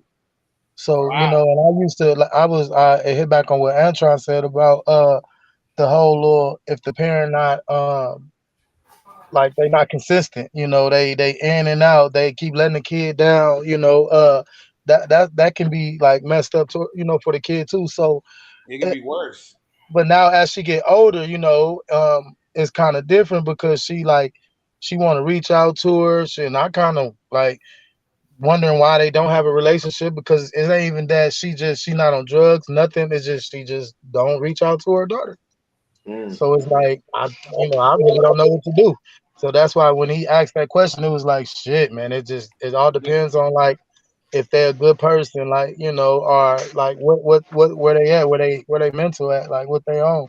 Yeah. Because sometimes you trying to make them and at the end of the day, we gotta be responsible on who we lay down with too. We're not off the hook. Right. Yeah, but we was young too, and then it don't matter. That's why we gotta teach our kids. We don't know. We can't dwell on that. That's it happens. We don't know what the mother gonna be or the father gonna be. Like if a woman lay down, you don't know. Yeah, that's true, because once a child is born, they can't just be. But down the cream pudding, we knew exactly what she was gonna be. Twice. No, we could though. We could though, but if we paid like. Did you think I was gonna be a great father? I didn't know I was gonna be a great father. You know why I'm a great father? Because I didn't have one. You're a great father, probably more so. I'm not saying it. One. So it's not. There's no way you can know who you lay down with. It's gonna be great. Yes, I know niggas. I agree with that. I know niggas that was in the streets when they had a kid and they became a father, became a wonderful father. I know niggas in the business world who were terrible fathers.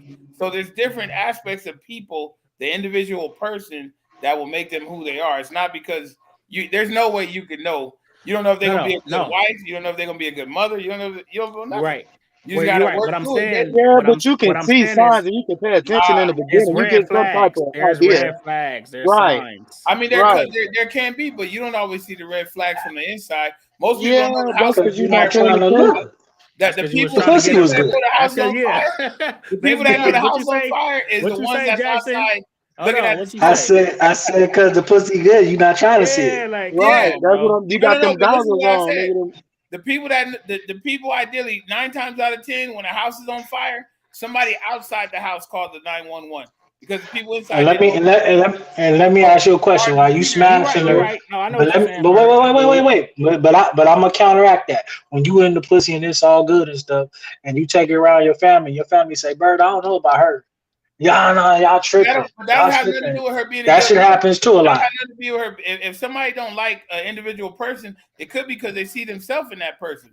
They can see the slut that they were. They can see the asshole that they were. They can see so they may see something that makes them remind them of something that they don't like about themselves. That has nothing to do how they gonna be as a mother or a father or a or whatever. That has nothing to do with that. Like that has nothing to do with who they it got a lot to do with it. What type of person I don't think it all does. around.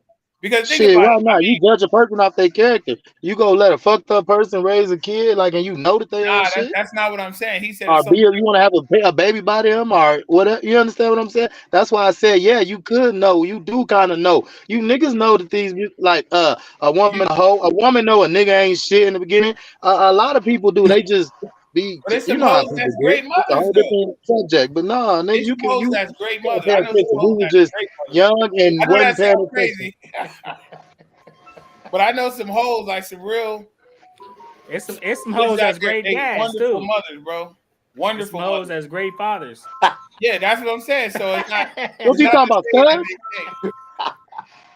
I thought he was talking about a stud. There's some hoes that's some good fathers. I thought he was talking about a stud. Nah. But it's so hard to say because I know a lot of good stuff.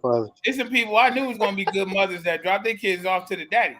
You know what I'm saying? It's some people that I knew was gonna be good fathers, and they ain't seen their kids since wherever because they chose not to. They rather go, run with females and take trips and do all this other stuff. So it's really hard to say. I mean, I don't think you could really see the potential of a parent because I had never even really held a child till I had a child. So I didn't know I was going to be a good father. I had never wanted to pick one up because they were so fragile looking and all that. Like my nephew when he was born, I barely picked him up. Like hell no. Nah. But then when I had a kid, I couldn't put her down. I learned how to change diapers. I learned how to fix the little baby hairs when they came out. You know what I'm saying? I ain't never picked up no comb and fixed no baby hair. But I'm saying it brings it out of you. So some of them hoes may turn into good moms. You know what I'm saying? I think what we saying though, I think ultimately though, you know, like you saying, you got homeboys, but you seen certain qualities in your homies, and you knew maybe they wasn't not even they was going to be good or bad, but they wasn't ready for fatherhood, or they wasn't ready for motherhood. A lot of people, nigga, young and old. But you I can, wasn't. okay, but you can. That's you.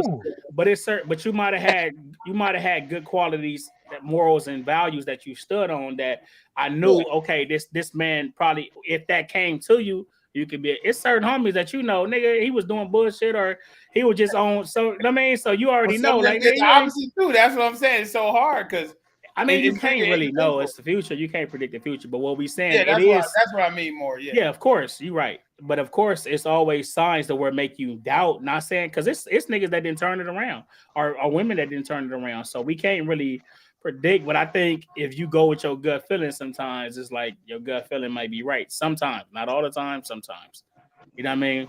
But moving along, man. Did y'all hear about the mother that killed her boyfriend and threw her kids out on the freeway? Yeah, man. In LA? Yeah, the baby. Yeah, I was just talking about that shit today. That shit was crazy. Yeah, she was like into the solar shit and the solar eclipse. Yeah, she was saying it was a time. I don't know. She was just caught up in all that, and that shit get a little scary sometimes, man. She was just naturally crazy though. Yeah. So crazy don't got a face these days. They said she threw the baby out onto the two kids, and I think one of the babies died. The baby died or something like that. Yeah. And the husband. She killed the husband too. Yeah, she stabbed the husband. She stabbed the husband or the boyfriend or whoever, and then she threw the kids out on the 405 freeway, and one of the kids died. The baby got run over by multiple cars, and the little 9-year-old ran to the side of the freeway. Yeah. Oh. So both her parents and her little baby sibling is gone. And she was stuck on the eclipse and how this was like the time to pick your believer or your side or whatever like that. She was just, caught up in all that. And I'll play the video. It's not a real video, but it's like the news and shit. Like, she was black. She was black because we be thinking black people don't do these things and they be having problems. But yeah. Suicide that left 3 people dead, including an 8-month-old baby. The family tragedy unfolding on Monday on 3 separate locations. Now we're seeing how the events unfolded hour by hour. It all started in Woodland Hills at 3:40 in the morning. The LAPD says the suspect, Danielle Johnson, got into an argument with her partner, Jalen Cheney, stabbing him to death. The mother then fled the scene with her 2 children. 50 minutes later, 4:30 a.m., Johnson was driving on the 405 freeway in Westchester when police say the girls were thrown out of the vehicle. The baby was hit by a car and killed. Half an hour later at 5 in the morning, Johnson was speeding in the city of Redondo Beach. She crashed into a tree and died. Our Leanne Suter has been closely following this story. Leanne, the sole survivor of this tragedy was the older sister. Absolutely, Mark. Heartbreaking detail. That's horrible, man. Let me say something real quick, cause I don't have a religion. I'm into spirituality, which means I study everything. Because you have crystals and you smoke weed does not mean that you're spiritual. What she's trying to convey from the spirit world and the spirit understanding is not what most of these girls do this shit for a fad. And it makes me mad. I don't mean to cut you off. Can I blow your mind real fast? You got to remember, her baby was only 8 months. And I ain't trying to be funny. Most dudes don't really be knowing, but I got all these damn kids. But postpartum is a real thing, bro. Like women, they be going through a whole lot of different hormones and shit go on with them. You don't know where her mental was at. And what if she was already thrown off a little bit? And then that postpartum shit ain't no joke, bro. Wow.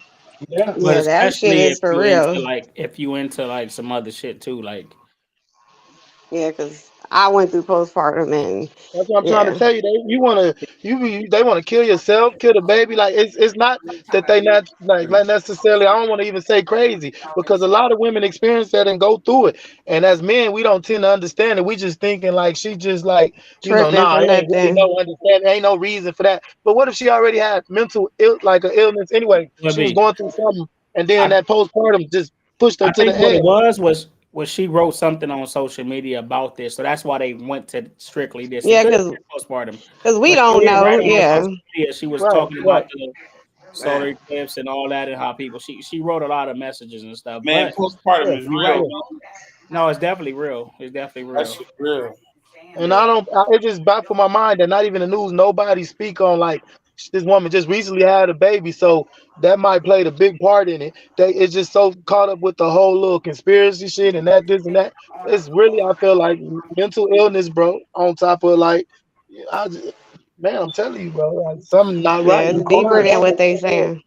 Yeah, it definitely had nothing to do with the solar eclipse. You know what I'm saying? But people They just running off that because that's what she posted. Yeah, they like to run on stuff and run with the fad of things. Like, look what the eclipse did, and it's making people. Yeah, let Karen have done some shit like that. It wouldn't have been no eclipse stuff. I mean, it's a story. Of They course, just going off her post on social media. Right. It's good for like the news is they work off the same thing the internet work off. It's good for like likes. So basically for them, it's good for views. You People have go to like you have to understand they're attacking the AKA that the woke clickbait shit. the It's woke like people. clickbait. Like that woke. All right. But either way, this was a tragedy, though. Like, I mean, man, that's sad. Because we really don't know. We can say like, right. It probably was this and that. We really don't know what it was. But mental health was a play in all of this. So, right.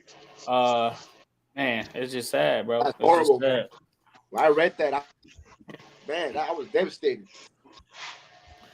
Yeah, it's just sad, man. But I be thinking I'm too sensitive at times because shit like that, it's kind of personal with me. Like I got this soft spot in my heart for kids and like old people. That shit, I be like, when I hear shit like that, shit really, I be getting really sad off shit like that, bro. I be thinking I'm like too sensitive. Nah, because you understand life, bro. You understand what's important in life, and that shit that's never nothing that's gonna go over easy. You know what I mean? Yeah, that's never been like that. Especially a woman hurting her own children. It got to be something behind it. This anybody, man. I had people don't know. I had my nephew in Long Beach, maybe about a year ago now, not even a year ago. My little cousin. I don't even want to talk about it, bro. That's another story. We don't have to. Yeah. But y'all heard about Donald Trump, man. He was at Chick-fil-A. He was at Chick-fil-A. He was at Chick. Hell yeah. I went to Chick-fil-A a couple weeks ago. Then nobody posted on the internet. And then what happened? Don't nobody give a fuck about what Trump or Biden. No, it ain't that I don't care. It's just that I'm like, no, not you. I said, who nigga, cares? what happened? What did he do? He failed? I want to show you how you was acting. I mean, I hear you, bro. Look at the way you hold. You like each other, right? I think that's very nice. Hold on, let me play it again. Look at the way you hold. You like each other, right? I think that's very nice. Have a good time. Nice to see you. Thank you very much. So we'll order 30 milkshakes. We'll give them out to the people, and we'll take some for ourselves. Okay? Good. Thank you very much, everybody. Hello. This has got a great American franchise, Chick-fil-A. It is. It's a great franchise. The owner is a great man who's a member of one of my clubs, and he's fantastic. And they do very well. They're closed on Sunday. The Lord's Chicken. That's the Lord's Chicken. You're Lord's good chicken. Some good chicken. Look at y'all cousin. Look at y'all cousin. I mean, what? That's good chicken. I don't think he did nothing wrong. Yeah, no, he did what he's supposed to be doing. No, I'm not saying he did nothing wrong, but my question is, I just want to know. We don't really get political on here, so do y'all think he'll become president? Hell yeah. Hell yeah. You know why he will become president? Well, we telling everybody. Okay, they're gonna let him become president again, because if he don't, he's gonna go to jail. So the only way he can not go to jail is to become president and veto it. That's the only way that man won't go to jail, and they're not gonna let a former president go to jail. Not gonna happen. I'm not asking Jordan because I know the answer, but everybody else, are y'all voting for Trump? Hell yeah. I'm voting for him. I got 10 felonies. I voted for him the first time, nigga. I'm voting for him because he was better than what we had. He was actually a good president. I didn't vote for him. I wore a mega hat. It was blue though. Mine was blue though for this trip. But I wore a mega hat and all that. This time, I didn't vote for him. Wait. Hold on. What you say, Ricky? I said I wore a mega hat and all that. It's just mine was blue. This crib, but yeah. He said a mega hat. All right. Jackson, you voting for him? I'm not voting, but what I can say is this: people made it a meme to not like Trump. But if you go into the earlier like rap lyrics and all that, everybody was Trump's friend. Everybody was cool with Trump about until he got the political Trump. Like Yeah, nah, but you can't switch it. You can't switch up all of a sudden. You can't. It's like that. Governor Arnold and actor Arnold Schwarzenegger. No, nigga. People like Donald Trump years before, not because of president. Yeah, right. They like Donald Trump because of Donald Trump. Nobody wanted him to be a president because he wasn't fit to be a president. That's not true. Okay, so I have a question for you. Okay, that's not true. In the beginning, they did. One at a time, y'all. One at a time, y'all. Let's go. Got you. Now the question I have for you, Bird, is: was he a better president than Biden? 100%. Right. Okay, that's all I want to know. Yeah, but prior to him coming in, ain't no but see nothing. No, listen, I'm not going against what I just said. I'm saying prior to him coming in, that's like me voting for the Joker. I'm like, I'm not gonna vote for the Joker. It's the Joker. You know what I mean? I like the Joker, but I'm not gonna make him president. But when he comes in and actually becomes a good president, now after that, I can say, damn, I'm gonna vote for the Joker the next time. But I would have never voted for the Joker the first time because he was the Joker. Like, what the fuck? Like, and that's not strange that nobody wanted to vote for him. They did try to push the narrative that he was racist. That I never pushed. I never thought that. However, the nigga did get openly endorsed by the Ku Klux Klan during the race on that national nigga TV. racist. And I fuck with him though. Nah, he racist. Who ain't racist, bro? I don't know a nigga on the planet. He's definitely who ain't racist. Not just to us, to everybody. Like, man, you know what it is? Cuz they fuck everybody. He like fuck the Jews. He like Hoover. He don't like white people. He don't like nobody. He don't give a fuck about nobody. He like the Hoovers. He like fuck everybody. Yeah.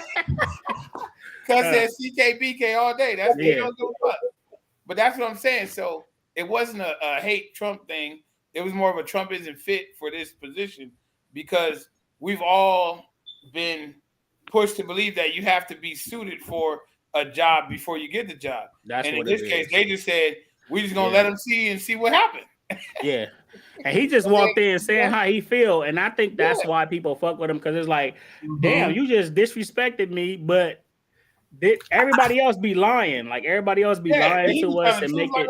They so political and they try to make shit sound right. And I mean, it's like this nigga come out and say, I love the blacks. Like the blacks, I'm offended, but hey, he said you telling me something else, y'all. He said you telling me. What are you supposed to say? I love the Negro. I don't know, but I just feel like the blacks ain't the right word. I don't know what the African American. I would have felt worse. Nigga, I know. They're from America, African American. The blacks is crazy. The nigga said them colors is something else. Yeah. So everybody on this panel believes that our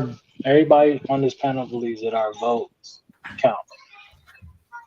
Or do they have a freedom? They do or don't, bro. We don't even need to get into that because we don't know that's deep. Nobody. I ain't voting this time either. What happens is me neither. He just asked me would I vote, but I ain't. Yeah, I'm like the Asians, nigga. The Asians don't vote. Yeah, they don't give a fuck about that, nigga. This is our bread. That's all the Asians care about. Yeah. Properties and money. That's all they care about. They don't give a fuck about the president. They don't even know the president's name and shit. Yeah. Nor do it matter to them, you know? It only matters to who it matters to. All right, man. I think we're gonna end it here, man. I seen this video. It was kind of, homie was hurt, man, but he really meant what he was saying, man.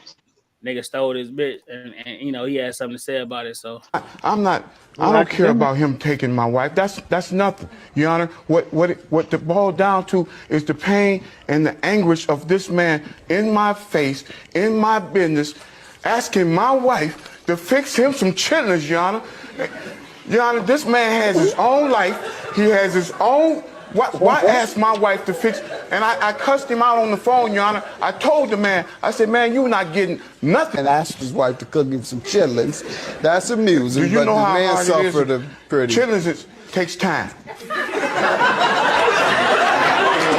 I'm trying to get you away from that. I'm trying not to laugh at you, man. Because you had a serious injury, but you just won't take the gift. Do you know how long? No, I don't know how long it takes to cook chili. My man said it take two. Like she hurt him. Shit. She right. Chillings thing. It's like, you know how long it takes to cook chillings? Right, he was over there the whole time. Wait, that nigga said your wife, she put love and effort into them chitlins. Come on now, you got to clean him and you got to like. That's what he was thinking about. It's like, oh, you really could have got a microwave burrito, but he ain't getting no chitlins. Yeah, she cleaned them and everything, man. And I don't even eat chitlins, but I know what it takes to cook them motherfuckers, man. Right, like she basically I clean some shit for you. Yeah, that was wild, man. Yeah, man. That's been episode 14, man. I appreciate all y'all for coming on. I'm trying to end right at 9, man, to get us through exactly 3 hours, man. We did it. Appreciate y'all. We're gonna be back next week, man. I appreciate y'all, man. Anybody want to shout anything out, say something, man, end it off? Please. Big up Donald Trump. I know y'all probably ain't noticed, but sorry for being late. You know what I'm saying? R.I.P. O.J. Simpson, man. R.I.P. the Juice, huh? R.I.P. the Juice. Mr. C. Everybody that passed, man. A few people passed. What's his name that was in the old school dude, the black dude with the bald head, man? That was in I forgot his name. Man, you terrible at describing people. The old nigga with the bald head. Damn. The old niggas in the world right now. I got his name on the tip of my tongue, pause, but I can't think of his name. Y'all, I have it next week. But anyway, where will we know him from? The actor, the black dude, bald head, Lou Gossett, what's his name? Lou Gossett Jr. Yeah. Nobody said his name right. Nigga said Louis Gossett Jr. Yeah, Lil Hot Sauce Jr. Louis Gossett Jr. Nigga don't nobody said his name right. Y'all know what I meant, man. Rest in peace, him, the man. To his condolences to his family. Rest in peace to all of them. But yeah, because God willing, man, we're gonna be back next week, man. I appreciate y'all for holding it down with me. Alan had something to do today. Had technical difficulties, man. Y'all come back next week, man. Keep coming back. I appreciate y'all. We're gonna keep it going. Man. It was a fun show. Man. Fun show. So I appreciate y'all, man. I'll see y'all next week, episode 15. You're welcome. All right. Y'all be easy. All right, y'all. All right, y'all. Good night. All right.